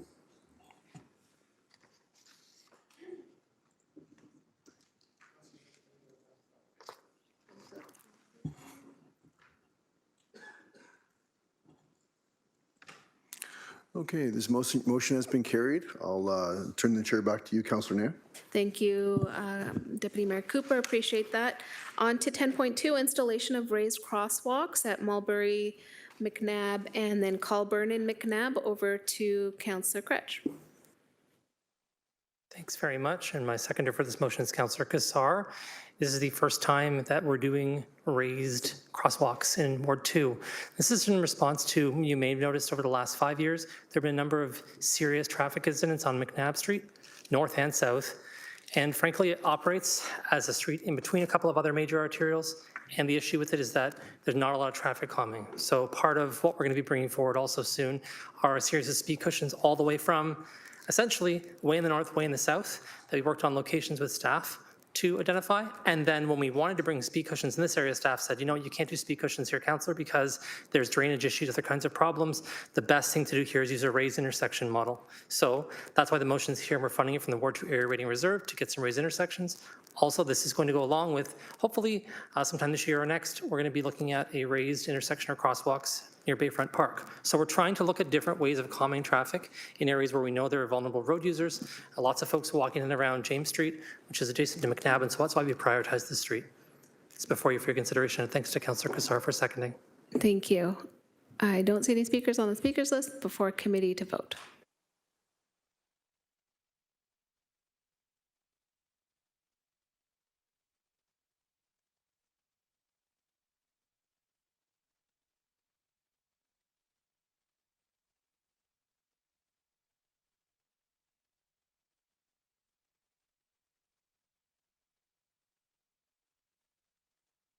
That carries, thank you. Next up is 10.3, installation of speed cushions, 500 McNabb Street North. Councillor Cretch, please introduce your motion and seconder.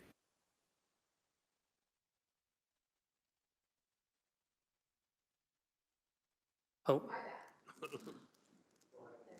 Thanks very much. Sorry, minor technical difficulty. This is for installations of speed cushions near 500 McNabb Street North. For those who don't know, this is a large city housing Hamilton building.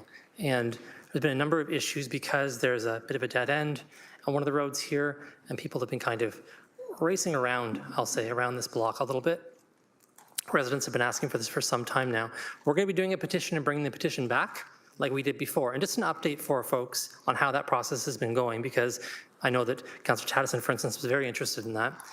We have sent out, for the previous speed cushions we've done, petitions to everyone, and people have replied, and now we're following up with those who haven't. So we're going to get to the 50% threshold, and then it's going to come back here. It's been working very, very well. It's allowed people to go online, fill out a short survey as to whether they're supportive or not, include information and comments for staff's consideration.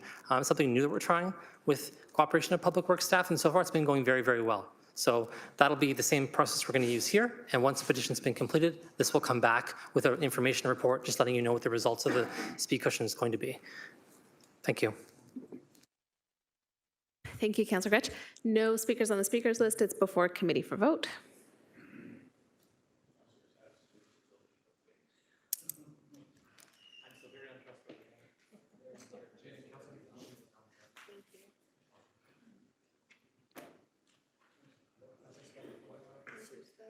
Councillor Spadafora, if you could vote, please. Thank you, and that carries. On to notices of motion. Committee members, are there any? Seeing none. No, the dad bod notice of motion did not come forward in written format, so it is not formally on the agenda. Big thanks to everybody in Public Works for prep to get to today's meeting. Thank you to the clerk staff and legislative staff for support given all the procedural changes. Thank you all for bearing with me as your chair and getting used to hitting your mic. Take care. Meeting is adjourned.